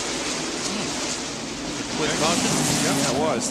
Those cars got themselves righted quickly, and Kyle turned down the backstretch pit road, but nevertheless, the caution flag comes out once again. And the 25 car of Ken Schrader, battered and beaten as it is going to go back in competition. Ken was involved in an incident a few laps ago with Mark Martin, but they have the necessary repairs made to at least get the car back out onto the track and get some more Winston Cup points. 8th caution period of the day is upon us. This must be football season here. We saw some guys sitting in the stands that are professional football players, and we welcome to the booth Steve Largent, former Seattle Seahawk. You're a race fan, aren't you? I enjoy it. I sure do. I have become a race fan. This is the 2nd year in a row you've been here as the Grand Marshal. That's right. I'm doing some work with the Haynes Company, and they obviously sponsored this race. And it's really exciting for me to come here and get a chance to go in the pits and see what's all the things that happen behind the scenes. You watch a race on TV, and you really can't capture, as good a job as you guys do, you can't capture the feeling of being here at one in person and feeling that rumble in your chest as the cars go around the track. Where do you live, Steve? I live in Oklahoma, Tulsa, Oklahoma. I thought maybe if you lived out in the Northwest, you'd be familiar with that weather we've had around here for the last month. I recognize these clouds. Do you get to very many races, or is this pretty much the only one you get to attend during the year? Well, I don't get to as many races as I would like to. It's like I said, it's a lot of fun. It's you just never know what's going to happen. Every potential of something exciting going on. Well, you can say that again as the green comes out and we go back to racing. King trying to get his lap back. Racing Rusty pretty hard down in turn 3. Ernie Irvan is charging up through the field. Under the back bumper, Michael Waltrip. 18 cars still being shown in the lead lap. Ooh, Richard and Rusty get together up in turns 1 and 2. Rusty drives away, but that was close. Mickey Gibbs trying the outside in 24.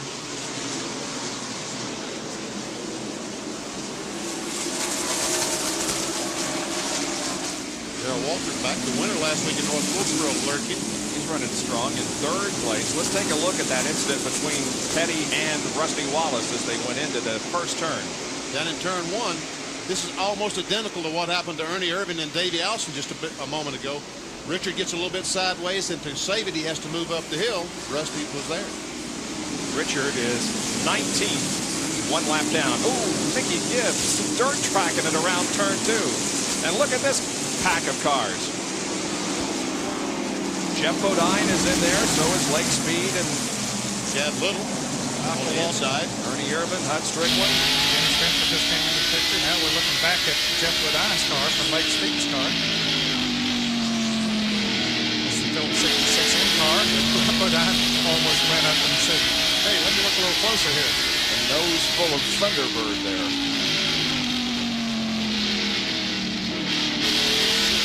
You have a favorite, Steve?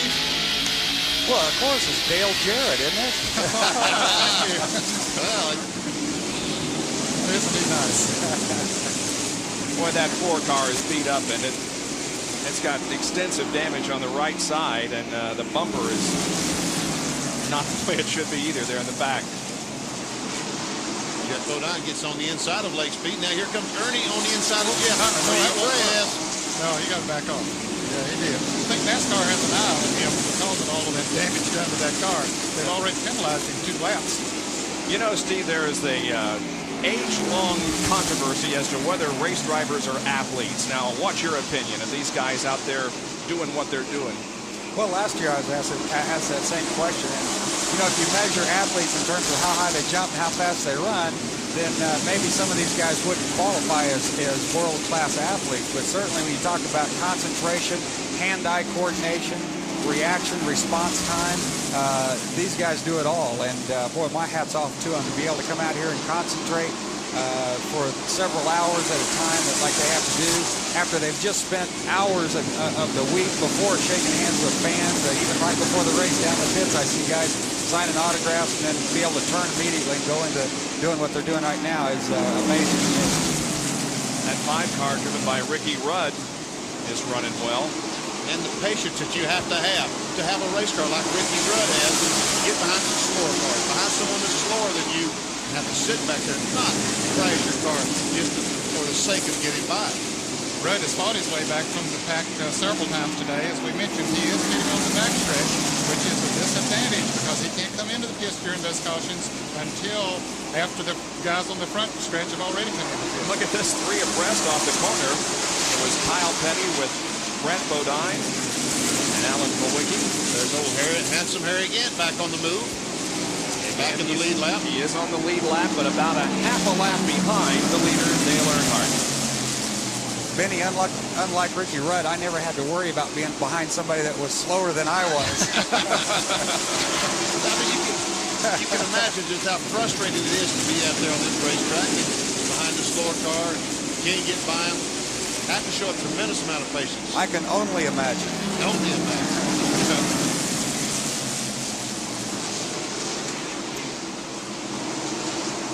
Davey Allison right in the middle of that pack. Brett Bodine going into the turn. Brett Bodine there, the 26 car, is running 13th. Harry Gant moving up on him.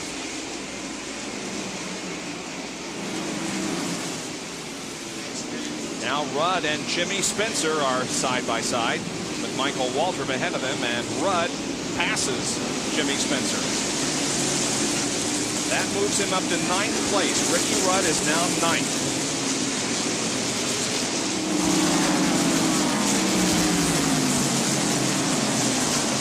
Kyle Petty racing with Morgan Shepherd.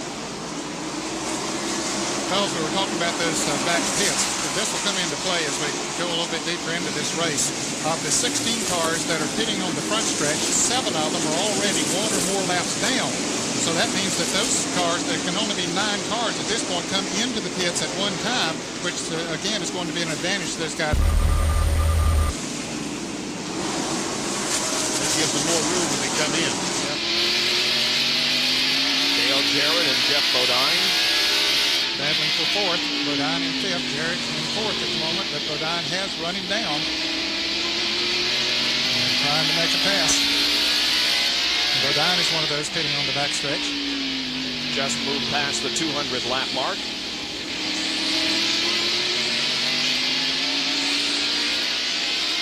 Looking out the back of Dale Jarrett, Sitco Ford. Boy, Jeff wants by. You can tell when the cars move inside, outside. He's just looking for the best way. He might have had the run off of turn 4. I think Jarrett let him go going into turn 1. He's not going to fight him. There's Bodine. And from the roof cam, we see them touch as they come out of the corner, but Jeff Bodine does pass Dale Jarrett. So that moves Jeff into fourth. Jarrett in fifth. Rick Masters still sixth. Today's average only 70.97 miles an hour because of the 8 caution periods we had, about 11 miles an hour slower than the lap record at the 200 lap mark. Now Ricky Rudd just moved around Hut Strickland as Michael Waltrip tries to move up on him. That'll move Rudd into the 7th position.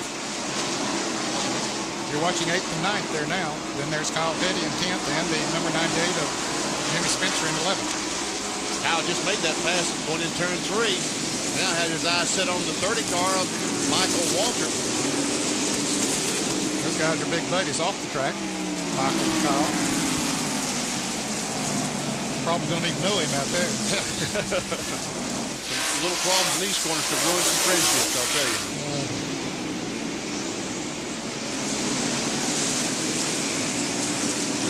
Now Michael gets his nose under Hut Strickland.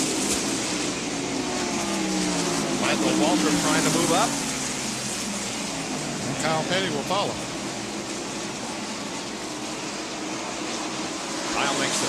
Michael makes the pass. Now so does Kyle going into turn 1. Bobby Allison owned car driven by Hut Strickland, number 12. And now Kyle Petty moves to the inside of Michael Waltrip, and he passes Michael. And by the way, folks, Dale Earnhardt is still leading the race. He's just out in front all by himself, so we want to show you the good close racing action. He does lead by almost a half a straightaway over Rusty Wallace, and then Wallace has about a half a straightaway lead over. There's Rusty, and you can see the interval between Rusty and third place, Darrell Waltrip. So there isn't a whole lot of activity up front. We're showing you the action on the track. And the 98 and 12 cars seem to be closest out there, Jimmy Spencer and Hut Strickland. We'll be back with more coverage of the Hanes 500 here at Martinsville Speedway in Virginia with 208 laps completed. Dale Earnhardt leads the Hanes 500 here at Martinsville with 214 laps completed, leading Rusty Wallace and Darrell Waltrip. Seems like I've seen this movie before. Dale Earnhardt leading the race, Rusty Wallace running second, or vice versa. Back here with Jimmy Spencer and Davey Allison and Michael Waltrip. That continues to be the best racing on the track at the moment. And Davey Allison still has one of the fastest cars on the track, fellas. He, of course, when he spun out, he went all the way to the rear, but now has fought himself and fought his way back up into the top 10 and just continues to pick off one car and then the other. And as Benny said earlier, that is tough to pass on this racetrack. Now he goes by Michael Waltrip, so he's passed 2 cars in 2 laps. Davey Allison from a famous racing family, right, Jerry Punch? That's exactly right, Bob. You know, you might think that a young driver's last thoughts before getting into a car would be about the chore at hand, running a 500-lap race on a very tough half-mile track, but that's not the case for Davey Allison. What kind of young man is he? Well, the last thing he said before getting on the race car was, hey, my thoughts are with my grandfather, E.J. Pop Allison, who just came home from surgery this week and is not here today. He is home watching on ESPN, and if I can do it today, it's going to be for Pop. And we wish him our best, too, from everybody on the ESPN broadcast team. Hey, here's Jeff Bodine alongside Darrell Waltrip. This is the battle for third position as Bodine grabs it away from Darrell. And Steve and I was talking on the commercial break. Darrell didn't contest him because he's got to buy those fingers. We're talking with football great Steve Largent here in the booth, who is the Grand Marshal of the Hanes 500. I've always wondered, what's the responsibility of the Grand Marshal? I was wondering that same thing, Bob. All I know is that I got a 15-minute coaching lesson on how to say, gentlemen, start your engine. You did a fine job, too, I might say. I think the maybe football players have a bad rap or something. Did you know there was a couple of the Washington Redskins sitting in the stands today? How could you miss them? We had them on camera earlier. A couple of the Hogs, they were not friends of yours, were they? Well, fortunately, I didn't have to get on the field at the same time as those 2 guys were playing. They're great. They still are great players. Jeff Bodine in the Budweiser Ford is third now. He was 17th at the end of 50 laps, then 11th at the end of 100, 5th at the end of 150, and here on the 221st circuit, he has moved to 3rd place.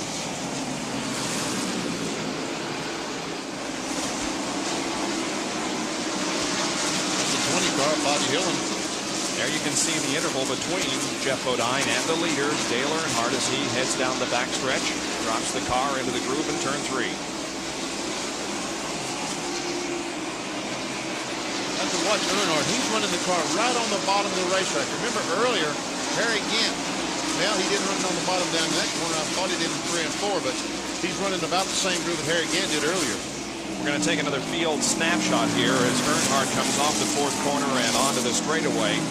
We'll time the lap, and you can see the interval between Earnhardt and your favorite driver as he passes by. There's Rusty Wallace in 2nd. Here comes Geoff Bodine in 3rd. It's about 5 seconds behind Earnhardt. The rest of the field comes down. There's Kyle and Davey and Joe and Dale, Rick Mast, Spencer, Harry Gant, along with Brett Bodine. Bill Elliott's back in the race, as Ned said. Charlie Gloss back in the 22 car and 22 seconds flat. Exactly, and that translates to a speed of 86.072 miles an hour compared to a 91 mile an hour qualifying lap for the pole sitter, Mark Martin. We are nearing the halfway point, only 25 laps away from the halfway mark as 225 have been put on the scoreboard. Dale Earnhardt is the leader of this race. Bright sunshine now here at Martinsville as we continue our coverage of the Hanes 500. What does that flag mean that they're using right now? The blue and gold? That's a move over flag, Steve. That tells the slower cars that the faster cars are approaching, and they should move over and give them the racetrack. I see. The question from Steve Largent, the Grand Marshal for today's Hanes 500, answered by Penny. And there is the flag that you had the question about. Now, that's what they call a courtesy flag, and it just signals a driver that someone faster than you would like to get by. The racers call it the move over flag. There is the leader of the race, Dale Earnhardt. We're 18 laps away from the halfway point as Michael Waltrip there in the middle in car number 30. The 1 car of Rick Mast and the 98 of Jimmy Spencer run close together on the racetrack. Jerry Punch, what kind of questions do you have of our guest, Steve Largent? Hey, guys, I was always a big Steve Largent fan with the Seahawks. I mean, what courage this guy had to go out there among those headhunters in the defensive secondary and make the kind of catches he made. But, you know, when I really realized what kind of courage he had is when I saw him make that underwear commercial for Hanes. I mean, that's what I call courage, guys. I just say that was my son in his underwear. I had my sweats on. My wife said I couldn't do that. You're not the Jim Palmer, is that what? No. And I will not be attempting a comeback either.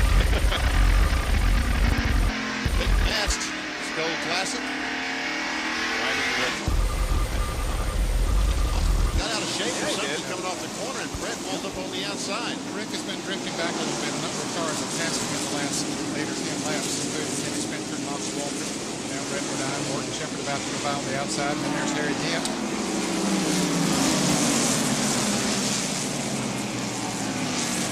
Morgan on the outside. Here comes Harry. Brett unofficially 11th at this point. Ernie Irvan and Richard Petty have found each other on the racetrack. Jerry, what's the latest on Irvan? We are told that Ernie Irvan is ill in the race car, and he has requested to get a relief driver to somehow let him get out of the car for a little bit. So the NASCAR officials have talked to some of the other crews, and we are told that they are possibly looking for Dick Trickle to get in the car. Ernie Irvan, again, the car is beaten and bagged up. We just surmised, and again, this is pure speculation, that he may be getting some heat inside the cockpit of the car, maybe a little bit of fumes, and thus needs to get out of the car. But for whatever reason, he is ill and needs to climb out pretty soon. Dick Trickle, of course, began the race but dropped out early, so they apparently are looking for him as a possible relief driver. See the damage on the right side of that car? What that does is knock the fender wells out. The heat comes inside the car from off the racetrack, and right now it's so hot in there that Ernie obviously just can't stand it. We talked in the very opening of the show about how hot and humid it was here today, and that certainly could play a factor in the driver driver's ability, especially when the car is banged up like that. Yeah, this is one of the most humid days we've had in this season. And as hard as you have to work on this half-mile track, it's very, very tough on the driver. Second and third right here. That's Rusty and Geoff Bodine, 2 and 11. Bob, excuse me, Dad. I was going to say, talking to some of the drivers before the race, they said that they can lose upwards of 10 pounds in the course of one of these races. So you can imagine the type of heat and the temperatures that they're experiencing. They will lose that much, Steve, even though they drink fluid about every pit stop. Let's take a look at a Big A Auto Parts on-track interval between Dale Earnhardt, the leader, and Geoff Bodine in third. Now, we timed 5 consecutive laps, 2:28 to 2:32, and Earnhardt had 22.2. Pretty consistent there, only varied about 0.2 of a second. Geoff Bodine, meanwhile, was a little bit faster, especially there for 3 laps, cutting the interval from 4.7 seconds on lap 228 to a little over 3 seconds on lap 232. It looks like that Geoff Bodine or Davey Allison might have the fastest cars on the racetrack at this point of the race. Yeah, Davey Allison has moved into fourth as we were watching some of those other battles, and Geoff Bodine is running very, very fast, so those 2 cars are among the fastest there. And we see Dick Trickle there now in Ernie Irvan's pit, so they're ready to make that change. They would like to do it during a caution period. He's talking to someone, telling him to go get his helmet, get his goggles, get his gloves. Well, it's nice to have a valet, isn't it? And there is the car that he will be stepping into. Jerry? Well, the concern here is that they want to make sure he can reach the pedals. You know, Dick Trickle is not nearly as tall as Ernie Irvan, and these seats are form-fit. And let me start get a comment. Dick, as I saw you motioning to the crew, are they going to get you a cushion or something to sit on in the seat? I guess the car is real hot, see, so we're gonna put something underneath my butt maybe and keep it from getting too hot in it. I guess the car's just got, maybe the panels are knocked out or something. It's just getting real hot in it. Well, that is indeed the case. As you called it, Benny Parsons, the panels have knocked out a lot of heat in that car. And Ernie Irvan, who is from Southern California, is accustomed to the heat, but nothing like what he's experiencing right now. So under the yellow flag, if they can get a caution very soon, they will bring him in, and Dick Trickle will climb in that car. You could say Ernie Irvan's on the hot seat right now as he is looking for the caution that will allow him to come in and get the relief driver. There is Earnhardt continuing to lead. The 21 car of Dale Jarrett, the 98 of Jimmy Spencer. Yeah, Jarrett's car is beginning to slip and slide a little bit on the racetrack. He almost lost it last time around coming off of turn 4. Now Spencer moves around, and here comes Michael Waltrip moving around. 8th, 9th, 10th, and 11th here. That would put Spencer in 8th, Michael Waltrip 9th, Dale is in 10th, and then Brett Bodine in 11th position. Here is the side cam on Brett's car, the Quaker State side cam, as he moves to the inside of Jarrett. Jarrett's car, they're off sequence as far as pit stops are concerned. They have made a right tire change, and then one other caution, they made a left tire change. The right sides have been in that car for a long, long time. Apparently that's beginning to tell on. Brett Bodine makes the pass down in turn 1. Now Dale, don't look behind him because Morgan Shepherd's back there.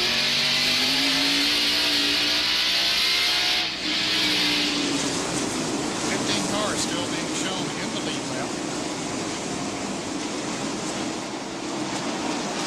We would like to extend our congratulations and our thanks to Steve Largent for joining us here in the broadcast booth for a little while. We know that you have other obligations in your duty as Grand Marshal, but thanks for stopping by and keep watching the races. I'll do it. Thank you, Bob, Benny, Nat. Enjoyed it. Good to see you, and you're welcome to stay and listen as long as you want to. I'll go listen on the TV. All right, good. Thank you, fellas. Steve Largent, Grand Marshal of the Haynes 500 here at Martinsville.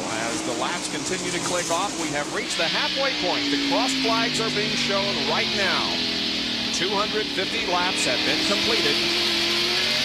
At the halfway point is Dale Earnhardt, who is leading this race. Here is Morgan Shepherd going to the inside of Dale Jarrett. And Morgan now moves into 11th position. Dale drops back to 12th.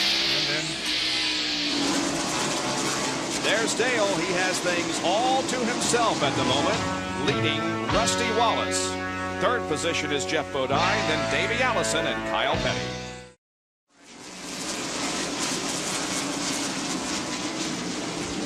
Just as you rejoin us, the yellow flag comes out because of Chad Little's crash here on the main straightaway. He hit the inside retaining wall. The yellow flag comes out for the 9th time this afternoon. Chad bumped the inside retaining wall, but then got it straightened out and kept going, but nevertheless the caution is out. Bad timing as far as Mark Martin and Harry Gant are concerned. Dale Earnhardt had just passed them not long ago. Let's take a look at our Western Auto race recap to the moment as the field is slowed under the caution flag. Dale Earnhardt, the leader, led 115 of 250, 8 cautions for 35 laps, 15 cars on the lead lap, the average speed just a little over 73 miles an hour. Here come the pit stops. We'll resume the Western Auto race recap after we watch these pit stops by Dale Earnhardt and Rusty Wallace. Here's Jerry. Our leader, Dale Earnhardt, brings that Goodwrench Chevrolet in, and the crew are really excited about getting a chance to take a look at these right side tires. And Rusty Wallace also in further up pit road. Camera backing now on Earnhardt. They're changing the left side tires. David Smith with the jack. Left side tires being rolled up there. The crew wanted to get a chance to look at the rubber on these tires. Remember, Earnhardt and Rusty Wallace both experiencing some excessive wear on the right side. Earnhardt now leading. Take a look down pit road.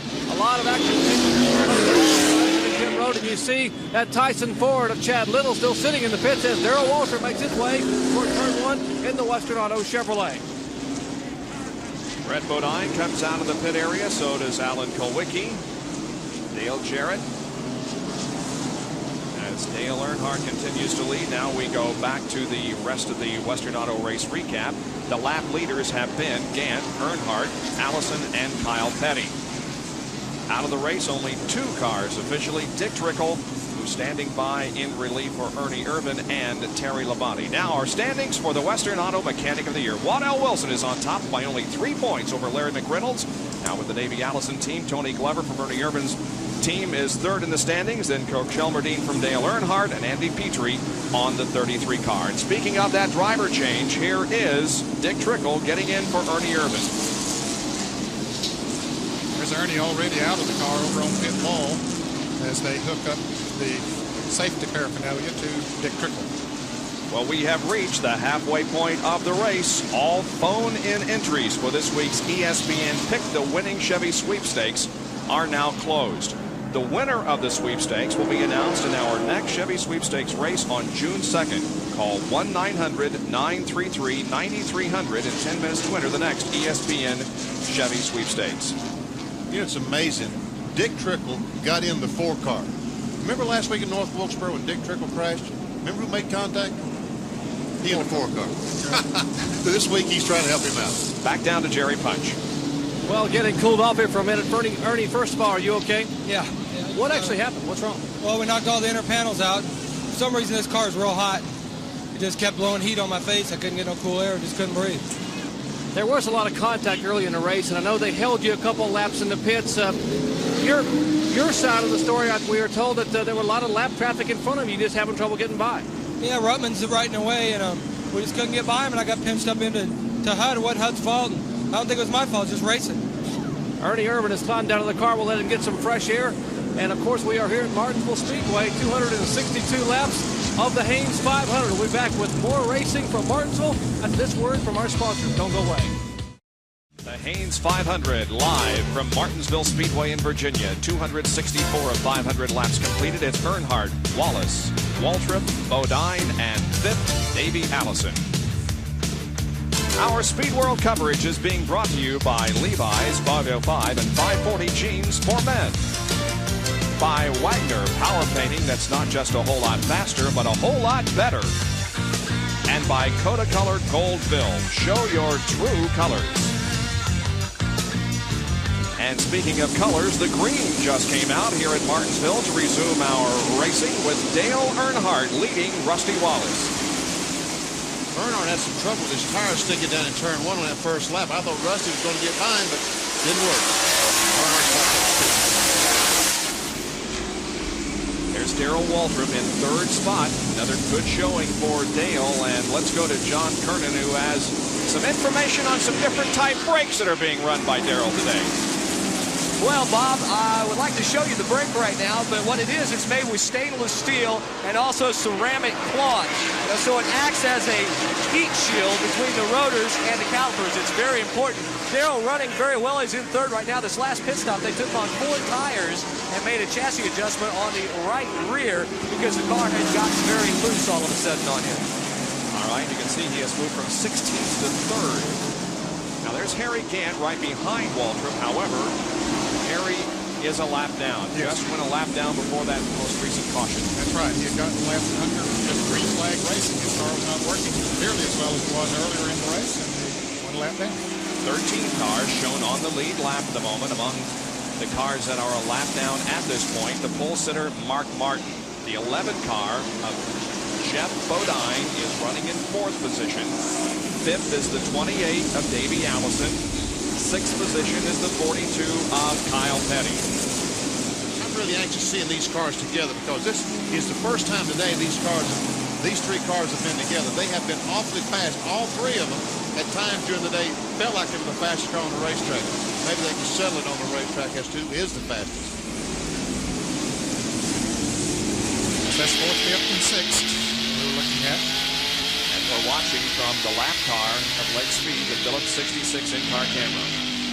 We can see Darrell Waltrip up there. Harry Gant was able to get by him. Now only Wallace and Earnhardt in front of Harry. If he can get by them, maybe he can get his lap back. Mark Martin and Alan Kulwicki run side by side. Kulwicki's on the lead lap. Mark isn't. Mark had just gone a lap down about 2 laps before this last caution came out. And there's Rudd, who is in 9th. Kulwicki is 8th. Right behind them is Jimmy Spencer, who is running in 10th position. Right behind him is Dale Jarrett, who's running 11th. Morgan Shepherd right behind him in 12th. And in fact, Morgan is right beside Jarrett now, trying to take over 11th. Michael Waltrip is the last car in the lead lap.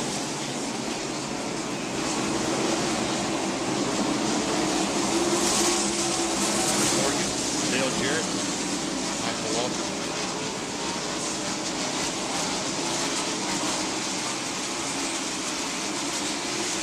Another car that we've talked about being fast all day, Ricky Rudd in that Tide Chevrolet.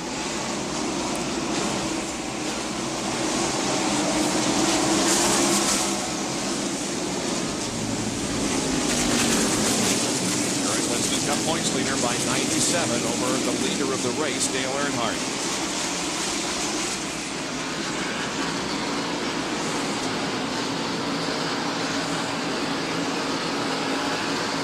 Mark Martin's crew. Last caution flag, he came in the pits and they had a water hose. Looked like they were squirting on the brake rotors, trying to cool them off. So evidently Mark is having a little bit of brake problems.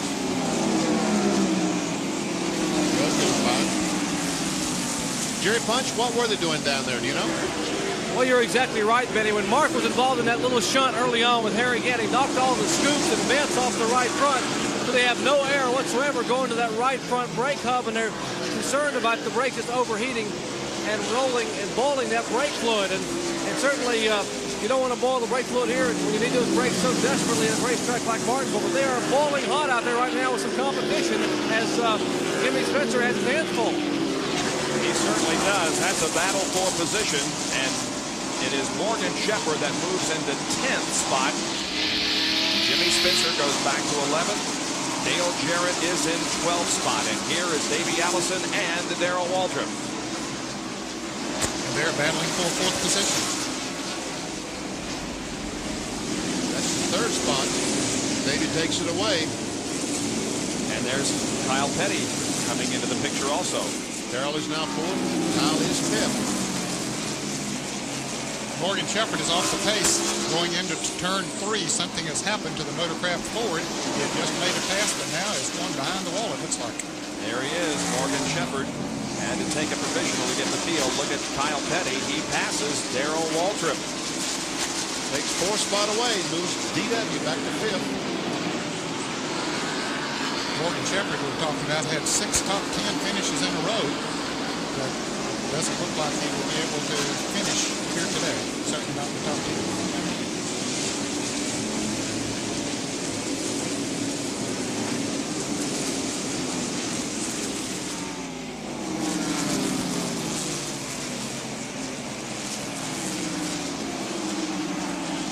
lead continues to be held by Dale Earnhardt.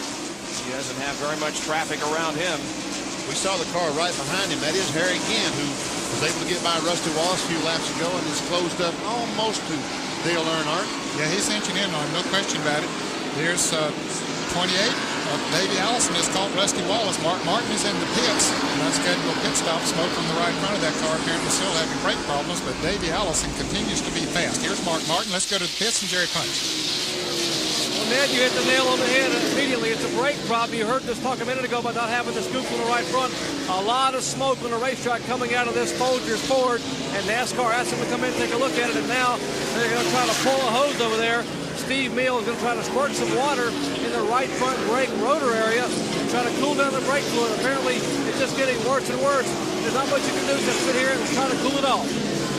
Mark Martin, coming into this race, was fourth in the point standings, 152 behind the leader, Rudd.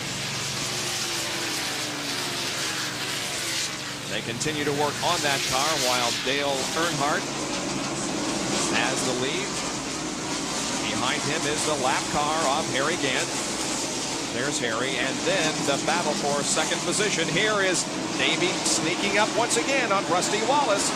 He almost had that inside line going into turn 3, but couldn't get it done, and Rusty Wallace staves off the challenge of Davey for the moment. We will continue to watch this battle for you as we take another break. Here's Dale Earnhardt, our leader, going down the back straightaway. Harry Gant still hasn't caught him. He's about, well, there he is, 4 or 5 car lengths behind. And Davey Allison has been able to get by Rusty Wallace. He is now running second in that Texaco Havoc Ford Thunderbird. Davey Allison was able to pass Rusty Wallace while we were away on break, and this is how it happened. He got the inside line coming down the front stretch. Turn 1, Rusty knew he was there, gave him the room. I don't think they even touched colors. Both black. Yeah, again, we couldn't be able to tell if they had. And a couple of other things happened while we were away at break. Alan Kulwicki spun to the 360 coming out of turn 2, didn't bring out the caution, and Mark Martin pulled his car behind the wall. And it appears as if the $15,200 in Unicount bonus money that would have been Mark's had he won the race will go up another $7,600 for next Sunday's Winston 500 at Talladega. And Chandler is also behind the wall as we see this battle. Kyle Petty has caught Rusty Wallace. Wallace in third, Kyle in fourth. And behind them, the 11 car of Jeff Bodine. There he is, and the 17 of Darrell Waltrip. Jeff is 5th, Darrell is 6th. Kyle Petty's on the inside. Trying to do what Davey did a couple of laps ago. He may be able to do it. Yeah, Rusty gives him room. Should have him going into turn 3. Rusty will back off. Kyle Petty is now third. Bodine and then Darrell Waltrip. Bodine in 5th, Darrell in 6th. Bodine a 3-time winner here in 5th place. And Darrell Waltrip, who is an 11-time winner here at Martinsville. John Kernan. Darrell right now is radioed in. He's loose going into the turns, loose coming out of the turns, and once again, he is picking up wheel spin. Now, 2 pit stops ago, they had brought the car in because it was too tight, and they loosened it up. Well, apparently, they may have gotten it just a little bit too loose for Darrell's liking, but he's hanging in there right now. You know, it's very difficult for the fellas to adjust the chassis for a day like today. Friday and Saturday, the 2 days the cars have been here, it's been very overcast, very cool. Today, sun and very hot, very humid. The racetrack is totally different than anything they've seen so far. Lake Speed in the number 66 car, and behind him is the 26 car of Brett Bodine. And then here comes Richard Petty and the 5 of Ricky Rudd and the 24 of Mickey Gibbs. Rudd is running in 8th place. Of course, Richard is lapped down in 14th position. There's the 98 of Jimmy Spencer, who is 9th. Another good run for Jimmy, who has several laps of experience here in modifieds. There's a 20 car of Bobby Hillen. Dale Jarrett is next on the track, along with Michael Waltrip, and that is a battle for 10th position. Jarrett in 10th, Michael in 11th. One more car on the lead lap behind them. That will be Alan Kowicki. So only 12 cars now are on the lead lap once Morgan Shepherd dropped out.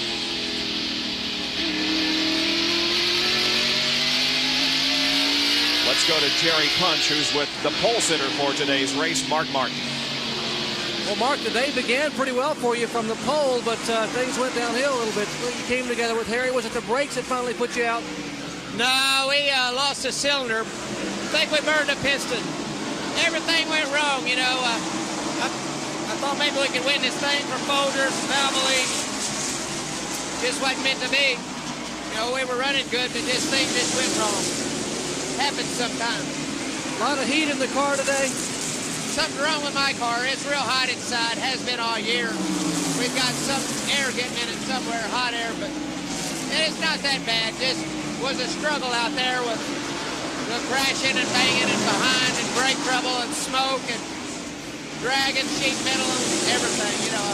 Wasn't our day, that's all. Indeed, it wasn't his day. We'll let Mark get cooled off, get some fluids. And we might mention that Steve Mill, the crew chief on this team, had a problem last night. He passed out on the way home from the racetrack. He got home and passed out again. They took him to the hospital last night to try to diagnose the problem, and we are told that he will go back to the hospital from the racetrack today to get further test runs. So it certainly could be a problem for this team prior to Talladega. Bob? Thank you, Jerry. And Michael Waltrip passed Dale Jarrett, so Michael Waltrip goes to 10th. Jarrett back to 11th position. It's a warm Sunday afternoon here in Martinsville, Virginia. We'll be right back. Bob Jenkins, Benny Parsons, Ned Jarrett, John Kernan, and Dr. Jerry Punch back at Martinsville Speedway in Virginia, where the Haynes 500 is 308 laps old. And Dale Earnhardt from Kannapolis, North Carolina, holds the advantage on Davey Allison and Kyle Petty. But that advantage is shrinking as far as Davey Allison is concerned, fellas. He is gaining on Dale Earnhardt. Don't forget tonight at 8 o'clock. Should be a great American League contest on ESPN Sunday Night Baseball. It's at 8 o'clock. We'll feature the Boston Red Sox against the Kansas City Royals. 8 o'clock tonight, live here on ESPN Sunday Night Baseball. I thought Wade Boggs was a singles and doubles hitter. When did he start hitting home runs? This year? Yeah, apparently. Man, he had won the deep center there at Boston. That's a pretty good test. We talked about all day that Davey Allison was one of the best cars, and I think he's proven it now, because if we see Earnhardt, Davey is now only about a half straightaway behind him, and it seems to be getting closer and closer each and every lap. Check the interval here. Ooh, look how close it is. There's Harry Gant, who has fallen back. He's good for about 30 or 40 laps. Then Earnhardt seems to be able to pull away from Harry. There's Rusty Wallace, who drifted back to 4th spot. Right behind him is Jeff Bodine and Darrell Waltrip.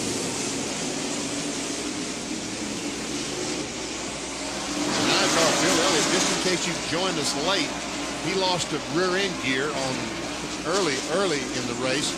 Had to spend about 70 laps in the pits changing it. He's back on the racetrack now, but about 70 laps down. Let's check the interval this time around between 1st and 2nd. That 7 car, by the way, is the final car on the lead lap, so Alan Kowicki could go a lap down here in just a moment, checking the interval. Just a little over 1 second, Ned. Yes, and not too long ago, he was about 2 seconds behind on my unofficial stopwatch, so Davey Allison definitely is closing in on that one. But the only way Davey can win this race if it goes green the rest of the way, because hitting on the back straightaway, he's going to always end up about 2nd or 3rd on the restarts. 2/10 of a lap. 2/10 of a second. Yep. That's what he's been doing. Down to a 1 second interval between 1st and 2nd, Earnhardt and Allison. Watch Earnhardt go around the racetrack. Jerry Punch called his pit stop just a little bit ago and said David Smith with the jack. I'm glad David is back, because he was not at North Wilkesboro last week. Was under the weather. Boy, you know he had to be under the weather. David Smith, Mr. Race, huh? You know what his life's ambition has been all of his life? No. To be a jackman on a Winston Cup race car. Well, he's a fine jackman. 1 second again was the interval between 1st and 2nd. Davey Allison passed the Ernie Irvan car on that lap, which slowed him just a little bit. Because Dick Trickle had driving that car before now. 0.6 of a second. Well, that's about 6 car lengths is what it is. So as this battle shapes up here for first position, we'll take another break and be right back with more live coverage of the Hanes 500. ESPN Speed World live coverage of the Hanes 500 at Martinsville. Here's the battle for the lead. It hasn't changed since we left you. However, it has really heated up. It may change this next corner, though. Davey Allison trying to take over the lead from Dale Earnhardt.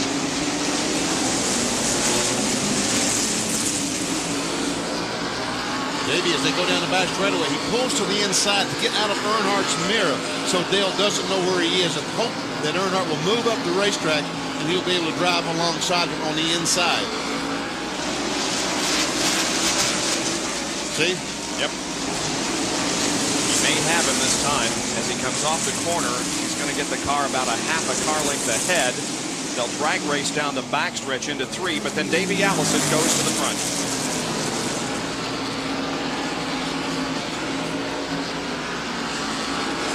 And the fans are going wild. We talked about the 7 different winners in the first 7 events of 1991. Davey Allison not among those who have visited Victory Lane. He's won the pole twice this year for the first 2 races, but hasn't won an event yet. And the next 3 cars behind him have won an event. Namely Earnhardt, Kyle Petty, and Rusty Wallace. Joe Ruttman almost spun down in turn 1, but he got it back in. There is Joe. NFL Oldsmobile. Spun earlier in the race up in the 3rd turn, bringing out one of the 9 caution flags that we've had so far. If you're just joining us, we welcome you to Martinsville, Virginia, just about 3 o'clock Eastern Time. We are 326 laps into this race, and Davey Allison has just taken the lead from Dale Earnhardt. Davey started way back in 26th position out of a 32-car field, was 16th at the end of 75, 13th at the end of 150, had moved all the way to 5th at the end of 275, and now finds himself in the lead. And Dale Jarrett goes a lap down. A little bit of contact up in turn 1. That real problem as Allison drives away. 10 cars now on the lead lap.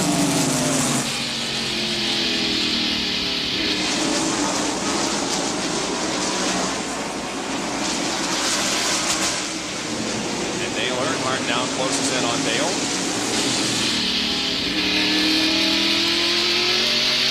I don't think Dale Jarrett wanted to see the sunshine today. No. They had the car set up, as you mentioned earlier, Benny. It's a different racetrack today than yesterday. The weather here has been greatly changed in the last couple of days. We've had cloudy skies, rain, fog. Today it started out that way, and then suddenly the sun came out, and it's been hot and humid since then. Ricky Rudd and Darrell Waltrip are battling for position. The number 6 car of Mark Martin has returned to the racetrack. Mark Martin back in the race after spending several laps behind the wall. Rudd takes a spot away now. He's in 6th place. Waltrip 7th. In 8th place is Brett Bodine. 9th is Jimmy Spencer, and Michael Waltrip 10th. Those are the only cars on the lead lap. There's Davey. We're going to give you an opportunity to look for your favorite driver again on a field snapshot as Davey comes down the front stretch.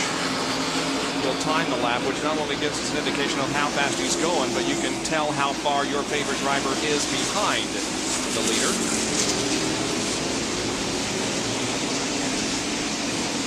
Schrader in his half a car down the front straightaway. Here comes Rusty, about 9 seconds behind. There's Rudd and Darrell. Here comes Brett Bodine, who's on the lead lap, about 16.5 or so behind. And Allison comes off the corner and stops the clock with a 21.8-second lap. That's a little faster than the last time we clocked him. It was 22 seconds then, so he's shaved about 0.2 of a second off that lap.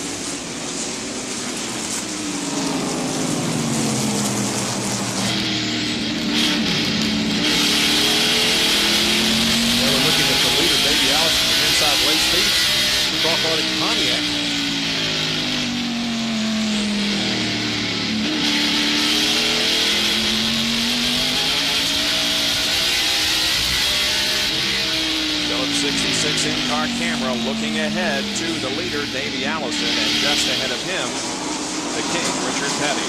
Oh, there's a spin up in Dale Jarrett got into the back of Charlie Glotzback, and the yellow flag is out. Charlie Glotzback in relief for Sterling Marlin.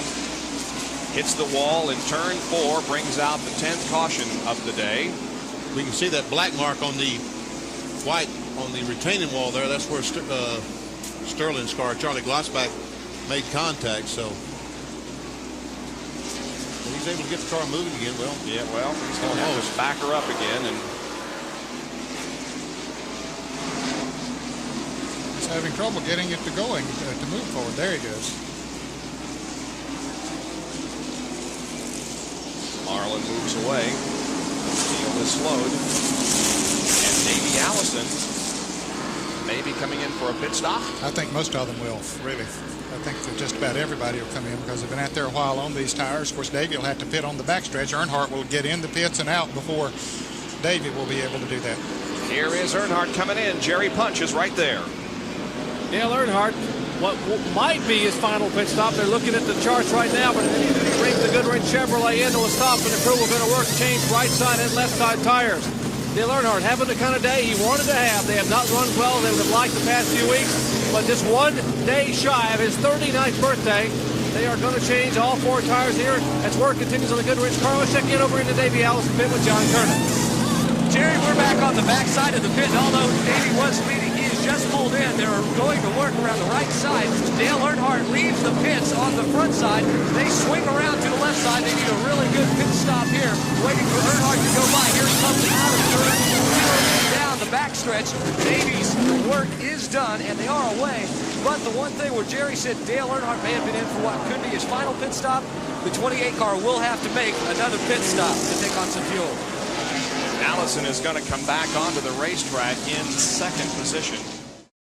Now, when we left you, Dale Jarrett with the roof cam, and ahead is Charlie Glotzback, and there's Charlie spinning and hitting a wall in turn 4. I think Jarrett made a little contact with him going into the turn.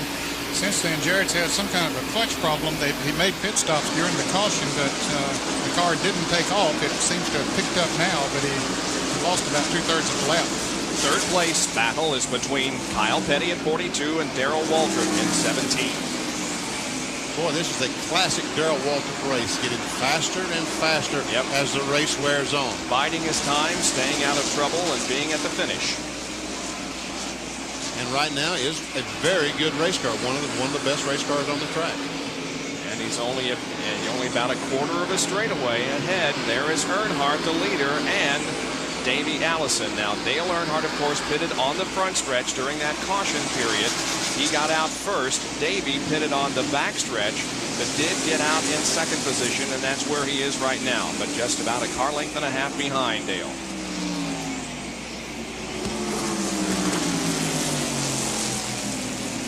Let's go to John Kernan, who has a report on Davey Allison. Bob, you can imagine how frustrating it was for Davey Allison after pulling away to pit here on the backstretch, and watch while his guys were working on the car as Dale Earnhardt passed him and took over the lead on the set of pit stop. Well, Davey was a little bit upset about that. He talked with Larry McReynolds on the radio, and they kept reminding him, just calm down, calm down. There's 160-some laps left in this race. Your car will run better the longer you run under green, so just be patient. And when the time comes, you can make your move. And he is making his move right now, John, to the inside of Earnhardt in the 2nd turn. Down the backstretch they go. And as they go into turn number 3, Allison inches ahead by about a half a car length. Earnhardt does not want to give up the top spot, but Allison does go in front.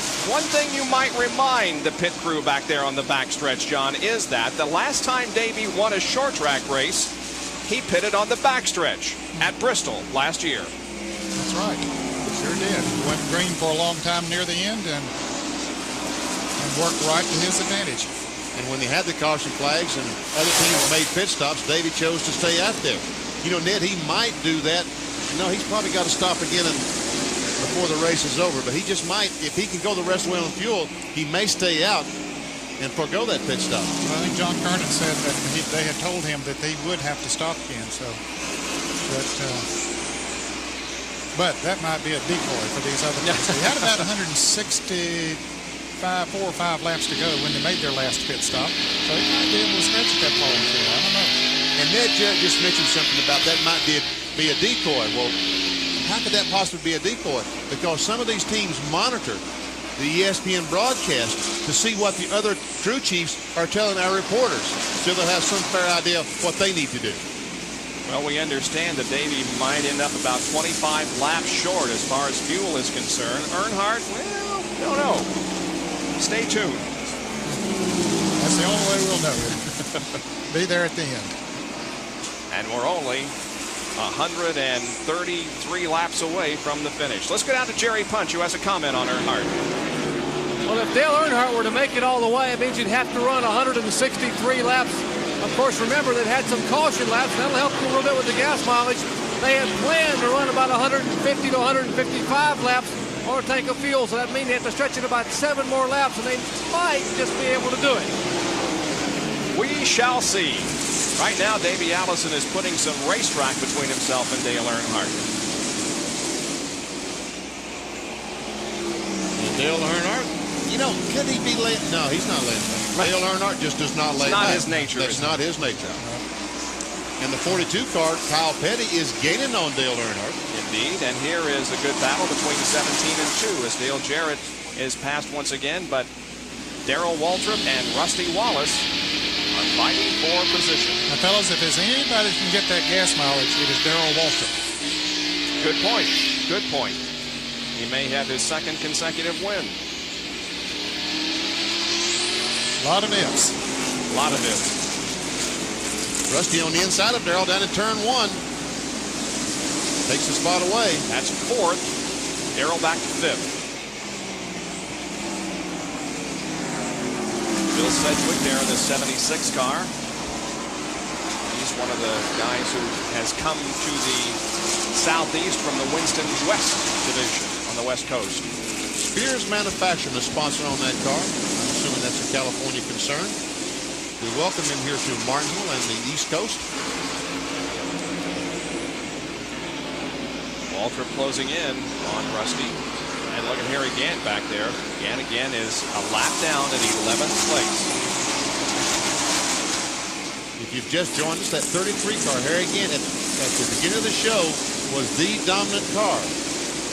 As it has been so many times here in the short track season, his finishes certainly don't reflect, though, how well that car has run. He was 23rd at North Wilkesboro last week and 11th at Bristol, 27th at Darlington. The leader of the race is Davey Allison. Now, he is going to fall short being able to complete this race without a pit stop. Now, second place belongs to Dale Earnhardt. He may be able to go all the way, but we won't really know. If he may be able to go, I guarantee you Darrell Waltrip can go. 42, we think, is going to be about 15 laps short of being able to complete the race. That's Kyle Petty. He's 3rd in the mellow yellow car. That surprises me that he'd be that short. 4th place, Rusty Wallace. Now, certainly Rusty has never been his team has never been a gas mileage crew. They've never won any contest when it comes to fuel mileage, that's for sure. We're checking on how many we think Rusty might be short. But Darrell Waltrip is the real question mark. There's Harry Gant, the lap car. I don't think there's a question mark, Bob. I think he can go the rest of the way. Huh? Okay. Yeah. And we know that Ricky Rudd can as well. Jerry Punch. You guys mentioned a minute ago that a lot of the teams monitor each other's radio, but Jeff Hammond just told me they were going to have to pit one more time for the Darrell Waltrip car, which they have been getting great gas mileage, but they are going to have to pit. And while I am standing here, guys, a story developing on Dale Jarrett. Dale Jarrett has apparently burned his right foot in the car. Now, Dale has burned that foot before in race cars, but apparently the exhaust pipe in that Citgo Ford is right against the floor pan and it's burning his foot. Dale has been asking, in fact begging, to get out of the car because the pain is almost unbearable as quickly as possible. And now they have run down and they have Mark Martin standing by. Mark just ran by me here and is putting his helmet on, willing to help out a fellow competitor. So as soon as they can get Mark suited up, They're going to try to find somehow to put Mark in the car. But remember, Mark is about a foot shorter than Dale Jarrett, and he had a tough time reaching the pedal. Yeah, there's quite a difference in size of those two guys. Dale Jarrett is quite a big man, and Mark Martin is very short in stature. You just think of David and Goliath. And there is Mark Martin getting set to relieve fellow Ford driver Dale Jarrett. Now here is Ricky Rudd making a move on Darrell Waltrip. Now there's another one that'll probably be able to go all the way. That's Ricky Rudd. They get good gas mileage on that car. That's all speculation on our part, but we're just going by past history of some of these fellas. And those two cars you're seeing on the screen right there, they're Hendrick Motorsports cars in the past, but Darrell Waltrip now using Hendrick Motorsports engines, so they still get good gas mileage. Let's go to Jerry Punch again in Mark Martin's pit. Well, actually, we're in the Dale Jarrett pit, Bob, but they have found a remedy. They're going to use some high-tech equipment here. They have found 2 bed pillows. They're going to put them underneath Mark Martin so he can reach the pedals and he can drive a race car at the American Ingenuity. Isn't it wonderful? Funny what they come up with, isn't it? I tell you something else that they need to get. They need to find out where it's burning Dale Jarrett's foot, and they need to tell Mark he needs to get some styrofoam coffee cups and tape those to his foot at that place, and that will insulate his foot away from the heat. I'll be darned. That's interesting. Here is Allison in traffic now. He passes Joe Ruttman once again. Joe unofficially shown in 18th position, now 3 laps down. I know what Dale Jarrett's going through. It's just like putting your foot in a fire. You take it off out of the fire when you get to the corner, and down the straightaway, the fire gets hotter and hotter and hotter, and it really is unbearable. If Davey Allison could win today, it would be from 26th position and the furthest back for any winner in Martinsville history. In 1959, Lee Petty won the Virginia 500 from 24th starting position. Well, I don't know if the guy's going to win, but he's obviously got the best car here today. He sure does. And we are just a little more than 100 laps away from the finish of the Hanes 500 here at Martinsville. Back in a moment. Back at Martinsville, where Davey Allison continues to lead the Hanes 500. Leading Dale Earnhardt, Kyle Petty, Rusty Wallace, and Ricky Rudd. Out of race, Dick Trickle, Terry Labonte, Morgan Shepherd, and Mark Martin. Only 4 cars officially out of this race. Attrition has not been that bad. It's a shame that the Dick Trickle car had to fall out of the race because those fellows worked 24 hours a day from North Wilkesboro. Remember the crash, folks, he had in North Wilkesboro last week?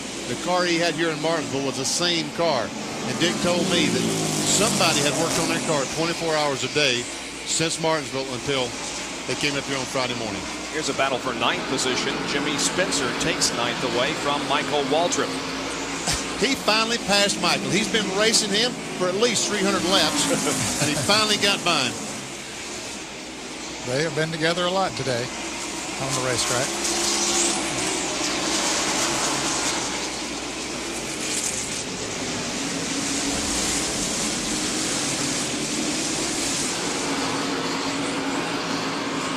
Spencer, he was really thrilled with his finish last week in North Wilkesboro. I talked to him down in the pits Friday, Saturday, and very, very happy. He's en route to his 3rd straight top 10 finish. He was 8th at Bristol and 3rd last weekend in North Wilkesboro. Field snapshot coming up again. There we see how far behind Earnhardt and Kyle Petty. Kyle Petty has caught Earnhardt. There's Ricky Rudd. Here comes Darrell.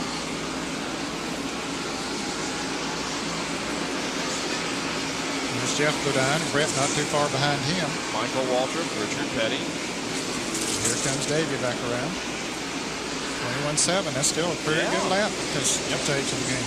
He's getting faster all the time. Yep. That's 87.2 miles an hour. Now, we told you a little bit earlier that we thought that Kyle was going to come up about 15 laps short on fuel, and Ned said, no way. Well, now they're saying 3 laps. Is that right, John? That's exactly right. I just talked to Gary Nelson, the crew chief for Kyle Petty. Ask him if he could go to the rest of the way within 3 laps. Now, will they roll the dice and try and stretch it to the end? Kind of just shrug your shoulders. They're not really sure. Yeah, they will. course, if we should have a caution period, those statistics would all go out the window. Yep, because everybody could come in and get gas, and they'd have plenty to go the rest of the race. But if these fellows could go, these fellows that's pitting on the back straightaway like Davey and Kyle, would they give away their track position to go in and change tires? Probably would at this stage of the race, but the closer it gets to the end, the more they might gamble and stay out. Exactly. Yeah, they still have a little over 100 laps to go, so the way that they have been running on the racetrack, they could make up that difference. Here is Kyle Petty now, right on the back bumper of Dale Earnhardt, in fact going inside of Dale. And we may have a new second place runner here in a moment. Kyle takes over second from Dale Earnhardt. Petty is second. In the Cole Trickle lookalike. Mellow yellow Pontiac. About a year ago at this time, we were all anxiously awaiting the release of Days of Thunder. Cole Trickle ran car 51, didn't he? Or I'm not sure. Rusty Wallace, we're told, will have to pit again to get some fuel.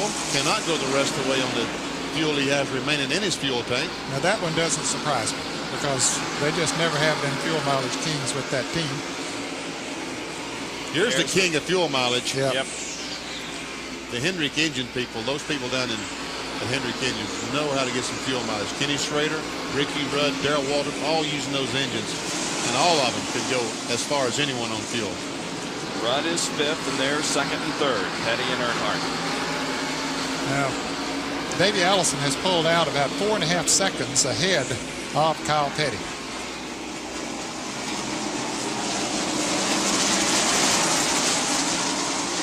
I will pan around over here and show you where Davey is. We saw them going into turn 1, and Davey had already come off of turn 2. There's Rick Wilson and the Snickers Buick behind Davey. I'm convinced there are mind games going on down there because now we're hearing conflicting reports as to who can finish this race on the amount of fuel that he has in the car. I agree, Bob. I think there are some mind games going on. 17 says they may be able to make it now. But they say it'll be close. Well, it might be within 2 or 3 gallons, probably. Yeah.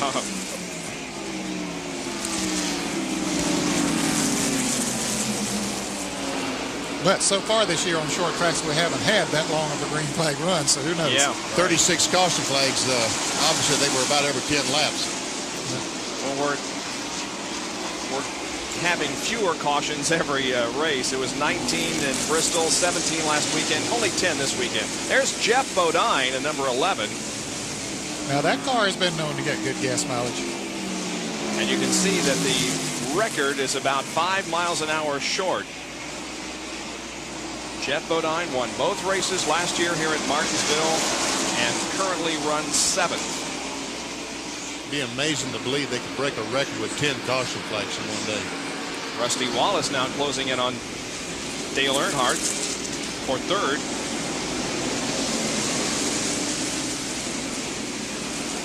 Rusty Wallace, it looks like they've adjusted on that car as the day went on, and he is getting a little bit better as the day goes on. Earlier in the race, Earnhardt was able to pull away from Rusty. Now look, Rusty takes a look. Can't make the pass off turn 4.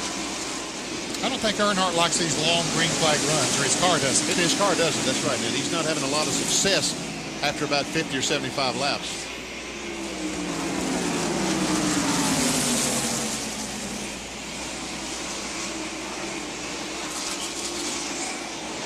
Perry Gant back behind Rusty. Won by Ted Musgrave, the Alka-Seltzer. With Jimmy Means not making the race this weekend, the Alka-Seltzer sponsorship went over to Musgrave's car again. I felt so sorry for Jimmy Means because he had a good fast car and knew he was going to get in the race, but didn't get a chance to prove it yesterday. And once again, an interval. Yeah, again, we point out that since second day qualifying was rained out yesterday, it wasn't so much that 5 or 4 guys failed to make the field. They didn't have a chance to try to get into the field. I mean, 4 or 5 cars was not going to make the field, but exactly. We don't know which 4 it would have been. The 98 car, Jimmy Spencer, and the 30 of Michael Waltrip are the final cars on the lead lap. Spencer is in 9th, and then Michael Waltrip, the yellow number 30 car, is in 10th position. 410 laps completed here at Martinsville. We've only got 90 more to go. Now, Rusty Wallace has the inside line on Earnhardt. Off of turn number 4, into turn number 1. Rusty Wallace moves to 3rd place. Dale Earnhardt is back to 4th.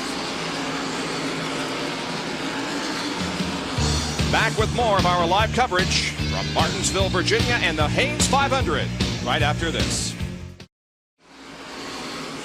85 laps to go, and now there are 9 cars on the lead lap as Davey Allison squeezes inside and passes Michael Waltrip. 9 cars on the lead lap. Davey Allison is the leader.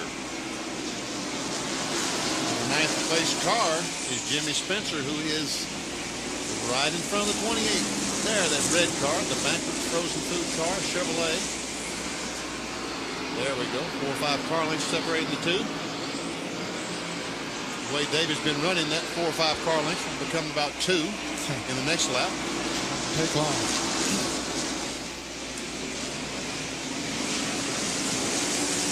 Well, David's car is just handling so well, and he has lots of horsepower to pull him off of these corners. He's got everything really working. And I was going to say that Larry McReynolds, after the Atlanta race, left the Kenny Bernstein team. There's Larry McReynolds. He left Brett Bodine and the Kenny Bernstein team, moved over to the Robert Yates team with Davey Allison. I tell you what, that team has clicked so far. Yes, they have, and I think they are going to be tough from here on out. How about it, Jerry Punch? Well, indeed, just look at their track record, Ned and Benny. I mean, the 3 races Larry McReynolds has been there. They finished 2nd at Darlington, 3rd at Bristol, and 6th at Wilkesboro. And I asked Larry, I said, what's been the difference? He said, well, we decided to just pick one race car and try to run it every week with the possible exception of Talladega and Daytona. So this is the same car we ran at Darlington, the same car we ran at Bristol and at Wilkesboro, and it's working for us. So you can just tell the fans, you can see this car appearing in a track weekly near you. And I'll tell you what, that car is also going to be strong next weekend at Talladega. Always strong on the super speedways. Davey Allison. Earnhardt now begins to feel a little bit of pressure from the 5 car of Ricky Rudd for 4th position. Earnhardt is in 4th. Ricky Rudd trying to move up to take it away. Darrell Walton is back in 6th place, but he's a full straightaway behind this duo of Earnhardt, Rudd, and the Tide Chevrolet. Rudd, the winner at Darlington. He was 11th last weekend. He has been out of the top 10 only once this year, and that was at North Wilkesboro last weekend when he finished 11th.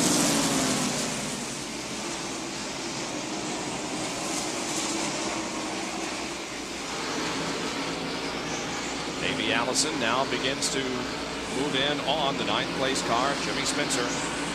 Now a Big A Auto Parts on-track interval between Davey Allison, the leader, and Kyle Petty in 2nd. The interval has opened up between laps 414 and 418. The interval went from 3.7 seconds to 4.5.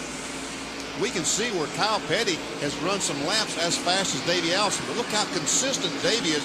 Only 1/10 of a second variance in 5 laps, and Kyle Petty had 6/10 of a second variance in the 5 laps. How do you subtract all those numbers so fast, Benny? I'd have to get my calculator out here. I know. That's why I did it. I didn't wait for you. Dale Jarrett is in the pits, changing rubber on the right side of that car, and the driver change. Don't see Dale getting out of the car, so apparently he's going to tough it out. He's rolling again. Well, I feel sorry for you. Boy. From his bumper cam, there goes Ted Musgrave. Looks like he's running 400 miles an hour. There's Allison as he tries to lap the 9th place car of Jimmy Spencer.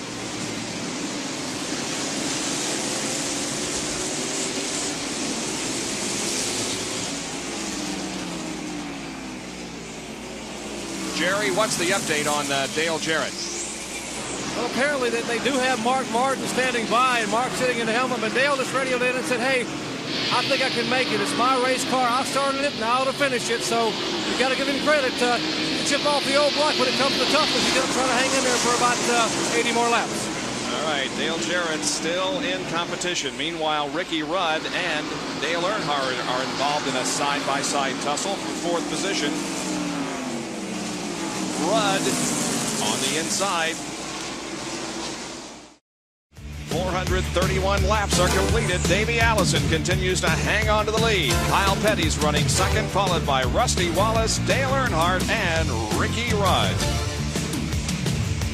We hope you're enjoying our Speed World coverage of the Hanes 500, being brought to you by Parts Plus. For name brands you can rely on, go to Parts Plus, America's family of auto parts stores. By Ford and your Ford dealer. Have you driven a Ford lately? And by Quaker State, the Big Q is one tough motor oil. Next week, Sunday afternoon at 2 o'clock Eastern Time, live, we'll be at the world's fastest speedway, Talladega Superspeedway, for the Winston 500. That's live next Sunday. Davey Allison has enjoyed quite good success at Talladega and will be tough to beat next week, as he has been very tough this week. Now he begins to close in on the 8th place car of Brett Bodine. And if Davey can pull off the win here this afternoon, it would break Ford's winless streak for 1991 and keep alive a streak of 8 winners in 8 races. You know, it's amazing how Ford came on towards the end of last season, winning 5 of 6 or 6 of 7 at the end of the season. And yet here we are, this is the 8th race, and the first 7 they have not won. Yeah, they say great minds work together. That's exactly the thing I was thinking, that up in Detroit, Lee Morris and Michael Cranitz were sitting there just holding their breath. Please let us win a race. And Herb Fisher was across town holding his breath. Let's have another caution flag, Herbie said. Chevy has won 5 races so far, and Pontiac has won 2. Rusty Wallace and Kyle Petty, the 2 Pontiac winners.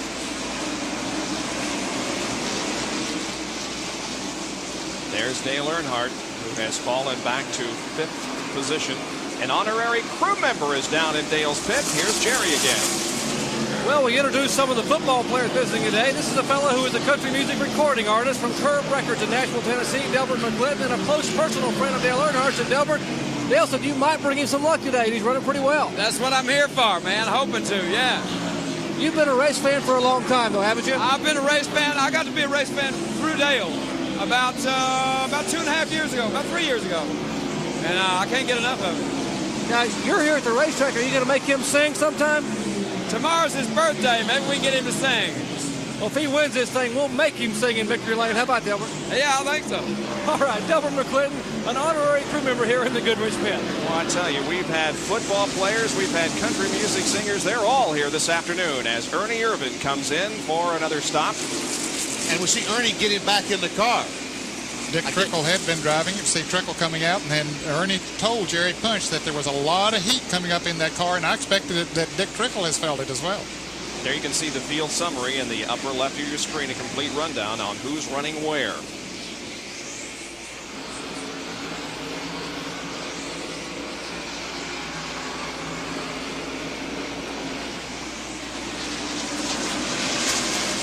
Schrader got back in there, and he's picked up some positions, but that's a few points, and you never know what he might mean at the end of the season. Schrader was in 7th place in the Winston Cup point standings coming into this race. Only 7 cars now on the lead lap as Davey has been able to pass Brett Bodine. And there's the view from Brett's Quaker State Buick in-car camera.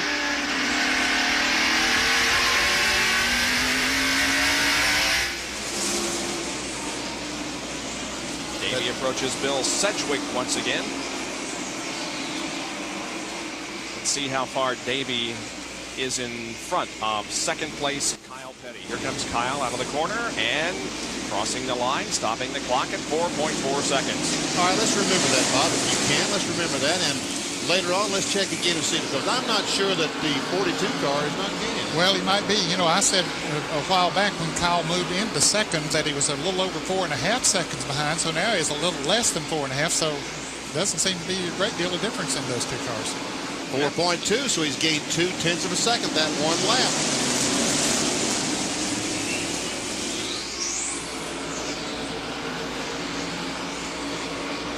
Ernie back in the race in the 4 car. He has a lease on life, it looks like. We'll do it again. Check the interval. It's going to be less than 4.2, I bet you. Yeah, 3.9. So Kyle Petty is getting closer and closer. Shaved a half second off in the last 2 laps. Yep. Now look at Ernie Irvan with those new tires, just motored right on around Davey Allison. Davey didn't resist him. Not only new tires, but a fresh body. Yep, that's a good point too. He's been sitting there for an hour or so and cooling off, and that makes a difference. That's almost a second in the last, 3 laps. 3.7 second interval between the leader, Davey Allison, and Kyle Petty, and he is closing in. Davey Allison holds on to the lead by a little over 3 seconds on Kyle Petty, and we anticipate a pit stop by Davey Allison with about 19 more laps.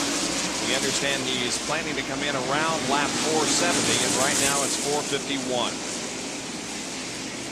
He is not running as fast as he was earlier. Those tires are getting hotter, for one thing. Now, when we went away for the break, Kyle Petty was closing on him. It was about 3.7 the last time. Let's check it again now as Davey comes off turn 4. Here comes Kyle back there in the green-nosed car. Well, now lost a little bit. I wonder if they've told him that he was gaining on him and he is standing on the gas a little bit more, but he has to stop. Does Kyle Petty have to stop? Does Rusty Wallace have to stop? Those are the unknowns that we don't know right now. We do know that Davis is going to have to stop. They told us that he's going to stop around 470, but we don't know about some of the other players. And speaking of the battle between 2 and 5, Rusty Wallace and Ricky Rudd, there it is. This is for 3rd position. Now, Michael Waltrip is also running with Rudd and Wallace, but he is not on the lead lap. That's right. He is 1 lap down. And Harry Gant, I believe, about to take a position away from him because Michael Waltrip and Harry Gant are in the same lap. They are each 1 lap down. Yeah, and they're battling for 10th place, so that is a battle for position, for 10th position behind the battle for 3rd. Davey Allison is off the pace in turn 4. He's way up high on the racetrack, and everybody passing by him. Looks like he's got a... Is that right front tire flat? Yes, sure it is. Yes. Right front tire is definitely flat. What a tough break for Davey Allison. The car had run so great here all afternoon. There's the crew. He went down in the corner too hard. The car wouldn't turn. Now he's stuck on the outside. He's in front of Kawicki. Oh, he pulls right in front of Kawicki, causing Allen to spin. And the yellow flag is out. Let's go to John Kernan. Davey brings the car in. They will go right side. They were planning on changing right side tires in about 13 more laps. And then he had, you had to see the smoke coming off. As you can see, the tire that went flat, that blew out. They are putting the right side tires on. Davey's still waiting. Now he will get away. But you can see some contact behind the left rear wheel, although I don't think the sheet metal has been in on the tire, so it should be okay. But John, he did go a lap down while he was in the pits, so a tough break for Davey Allison here with not enough laps to go to make up a lot of time. But we'll see the others come into the pits now. See, now the spotter on the 28 car should have told him they were a lap down. He should have went ahead and changed the left sides. Jerry punches down with Rusty Wallace. Jimmy Maycar was not happy to see that yellow flag come out. They had just calculated they were going to be very close, but they were going to go ahead and gamble and try to pick up a win. But now it's a moot point as they have changed right side tires. Dale Earnhardt pitting further down pit road, getting 4 tires there. They had a serious handling problem. The car very loose as left side tires going in on the Village Genuine Draft Pontiac. Kyle Petty, meanwhile, pitting over the next. Rusty Wallace's car comes off the jack, and now he can't get the car going. The car will not go into gear. Rusty Wallace's car is still running, and it will not go into gear, and the crowd is going wild here. Rusty Wallace has broke a transmission or a drive shaft or something. It just will not go. Boy, all kinds of things happening here as Davey Allison was the leader. He's not going to win this race, and Rusty Wallace was very much a contention, and he isn't going to win this race. Well, Davey still has a shot at it. As fast as his car is, he could get back in the lead lap, and then if he's fortunate enough to catch a caution, he still has an outside shot at it. But and we see Kyle Petty in front of Dale Earnhardt. Did he only change 2 tires? Is that what happened? Well, here is a replay of Davey Allison's problems. Run along just fine, and then apparently the tire blew out right there coming off of turn 2. And then the car continued over to the second corner, and Davey tried to cut down into his pit, and Alan Kulwicki was right there. Well, Alan had already committed himself to go on the inside of Davey, and he tried to get out of it and get out of the way, but he just couldn't get it, and they touched a little bit, and Alan spun around. And we see the hood up on Davey Allison's car when he made the pit stop that time. I don't know exactly what's that all about, but he's in the hood. Let's go to Jerry Punch, who's with Rusty Wallace. Rusty still sitting in the car here getting cooled off. Rusty, what happened out there? It looked like you were coming so hard. Run perfect all day long. It's just that everything was buried today. The water temperature was 240. The oil temperature was 270. The transmission was 380. Just everything was too hot, and I burnt the transmission out of it in that last step. Man, I couldn't believe it. We had new tires on, getting ready to beat Earnhardt out of the pits and maybe win us a race. But we don't quit, but it's 2 weeks in a row, and that's tough to take. A very dejected Rusty Wallace still sitting in the car. His Pontiac up on the jack stands. They're going to try to do the best they can to get the transmission fixed on the car, get him out to pick up some very valuable points. Meanwhile, the hood going back up on the Haviland Ford. Another tough break for Davey Allison as he has serious problems, and how quickly the complexion of a race can change. Gentlemen. Davey Allison's broken the shock on the right front, and that's what moved over. It broke off, and that's what blew the right front tire. They have to get it out of the way. It's going to blow another right front tire. Let's go to John Curtis. What they've been doing on the right front, they've been trying to pinch off the brake line is what they've talked about. They had to refill, put some more brake fluid into the master cylinder, and they're trying to. The car, Davey said, basically doesn't have any brakes right now, but he was able to bring it to a stop in the pits. And on the back pits, Jeff Bodine, who was up in the top 5, is in. He just went a lap down. There's something wrong with the Budweiser Ford. As we get ready to go green flag racing again, Brett Bodine has gotten back in the lead lap as a result of Davey Allison's problems. All kind of things going on. I tell you, just within a space of about 5 laps, we've had 3 drivers drop from contention. Kyle Petty and Dale Earnhardt now are up front. And look at Earnhardt go to the outside of Kyle. I believe Kyle Petty only put on right sides on that last pit stop. I may be wrong. We'll have to check and find out. But our cameras caught him sitting in the back pits, changing the right sides. Gary Nelson, the crew, chose to gamble. They could change 2 tires and stay in front. Let's see if it's going to work. They are right together, side by side. And this is for the lead, and Earnhardt has it. Earnhardt got the lead, passing on the outside of Kyle Petty, and Dale Earnhardt goes back into the lead. And Ned, there's 36 laps to go. Is Earnhardt's car going to last that long? We talked about he don't like long runs, so let's see. Here's 3rd position, 5 of Rudd, the 17 of Waltrip. Darrell looking to the inside, coming down the straightaway, pulls back behind Ricky. He bumps him. Boy, he is working on him, no question about it. Darrell knows that he has to go now. He can't wait around if he has been, and he's one of the best at sort of nursing a car and just staying there in contention and then going at the end. But he knows now is the time to go. Gant not on the lead lap in the 33 car.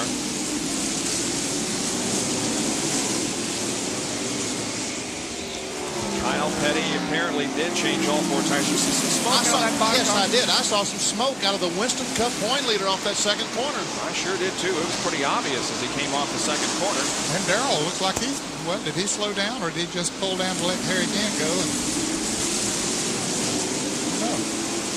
There you can see it again. There is definitely smoke coming off the left rear of that 5 car. I think Darrell Waltrip has lost a cylinder. We'll see. Wow.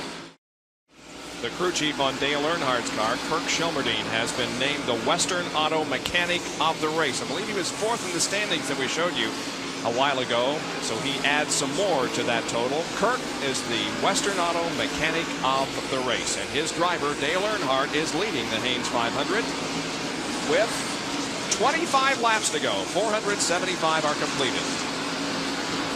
Dale would be the first repeat winner of 1991 if he can hang on. No question about fuel mileage or all that stuff. It's gone out the window now. And I mentioned just before we went on break that I thought Darrell Waltrip had lost a cylinder. I'm going to rephrase that. I don't think he has. He slowed down for a little bit, but he is back up to pretty good speed now, still running in the 4th position. So for his parents or anybody else that might be watching out there, didn't mean to alarm anybody, but he slowed down a little bit, but now he's going good again. And Earnhardt's pulled out to a pretty good lead on Kyle Petty. There it comes Kyle. We see it.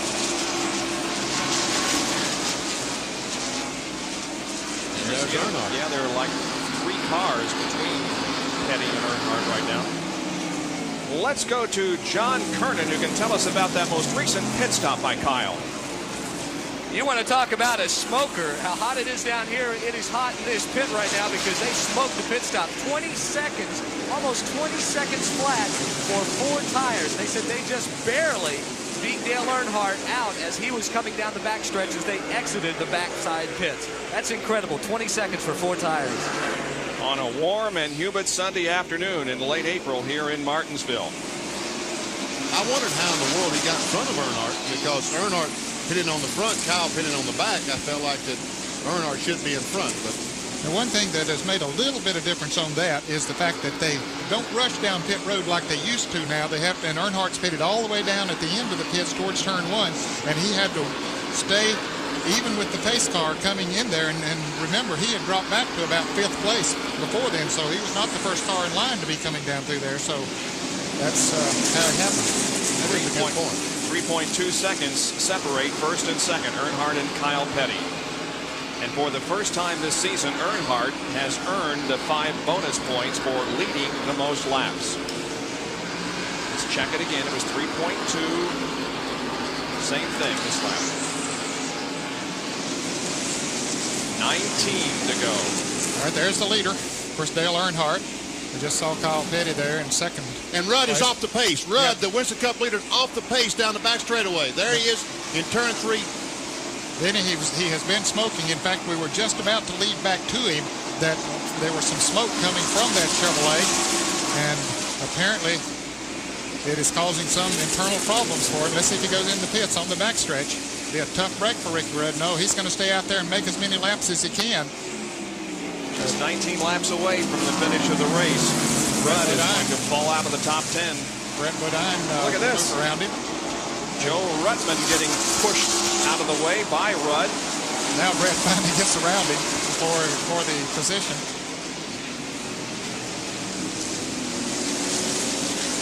This is going to tighten the point standings up. If Earnhardt wins this race, he was 97 behind Rudd when we went in. Well, Rudd pulled up in the groove coming off of turn 2, and Hut Strickland gave him a little bit of a tap there. Looks like the gear's gone on the car or something like that. Well, there had been smoke coming from it. Aha, now we may learn something about a brake problem, John. Could that be Rudd's problem? Yeah, that's exactly right. He has gotten them really hot. I talked to Waddell Wilson a couple of minutes ago about the smoke. He said, oh, it's just some rubber up in the wheel well. Well, apparently it's very hot up in there at wheel well. In fact, the black flag has come out for Ricky Rudd, who has no brakes. Well, that explains why he pushed Joe Ruttman aside. He didn't have a choice. There are no brakes on the car, and so that's what happened. Now, NASCAR has black flagged him. Rudd can stay out 3 laps before he has to come in. And then they will stop scoring. And then they'll stop scoring him. Under these circumstances, he probably is better off to go ahead and get those 3 laps, because he might not be able to get back on the racetrack. At least he would be credited with finishing 489 laps instead of 486. It might make a difference of a position or 2. But here he comes. He's entering on the backstretch. Hoping that they can fix it or repair it enough that he can get back out there and make a few more laps. But there are only 12 laps to go.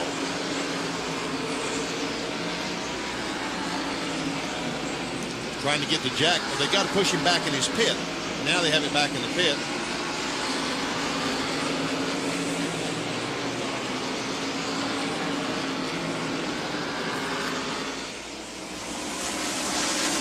Laps to go for Dale Earnhardt.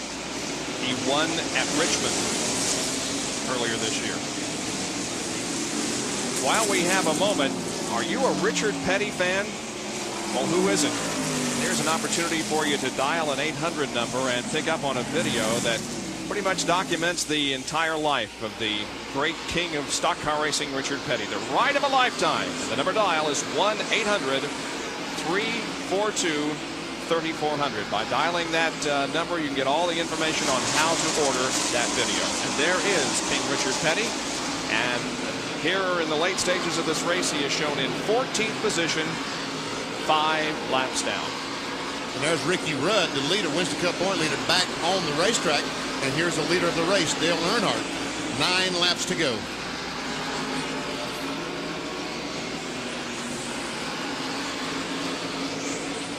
The 8th race of the year, the Haynes 500. This would be the first repeat winner.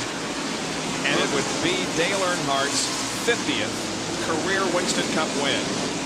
And it will give him 5 victories here at Martinsville. There's second place Kyle Petty. And do you know who that tie will tie him with 50 wins? I got a good idea. Junior Johnson. I thought you had 50. Well, I do, but I don't want you thought to mention that. Thank you, Penny.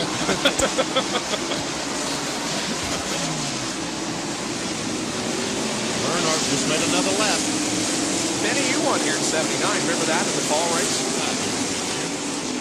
You didn't? No, never did. 79? I finally begged Clay off one of those grandfather clocks. He gave me one. Got a generosity of heart.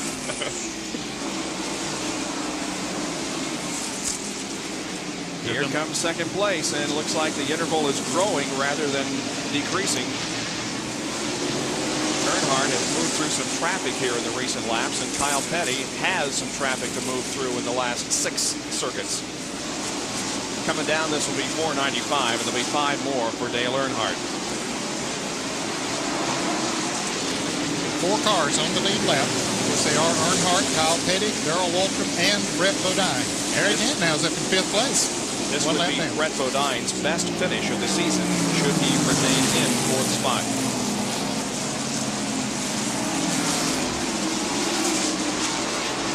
Four more laps to go. There comes Kyle Petty. Darrell Waltrip, 3rd place car, just a second or so behind Kyle Petty. Seems to be closing in a little. You know, my hat's off to Earnhardt and the Goodwrench crew, because at times today it looked like that his car was not competitive with some of the other cars, but they had patience. They've adjusted on the pit stop. I noticed on the last pit stop, they took 3 rounds of bite out of the right rear. 3 rounds. And folks, with 25 laps to go, that's a huge gamble, but they took it, and it's paid off.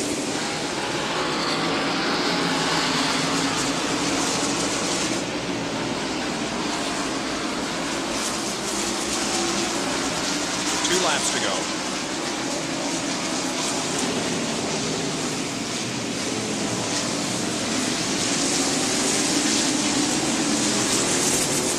There's our second place car. There's our leader. The Goodwrench Chevrolet of Dale Earnhardt. White flag this time. One more lap around this half-mile racetrack at Martinsville, Virginia for Dale Earnhardt, looking for his 50th career Winston Cup win. The tremendous crowd on hand this afternoon is on its feet. They're cheering for Dale as he brings the Goodwrench Chevrolet off of turn number 4, heads for the checkered flag, and there it is. Dale Earnhardt wins at Martinsville.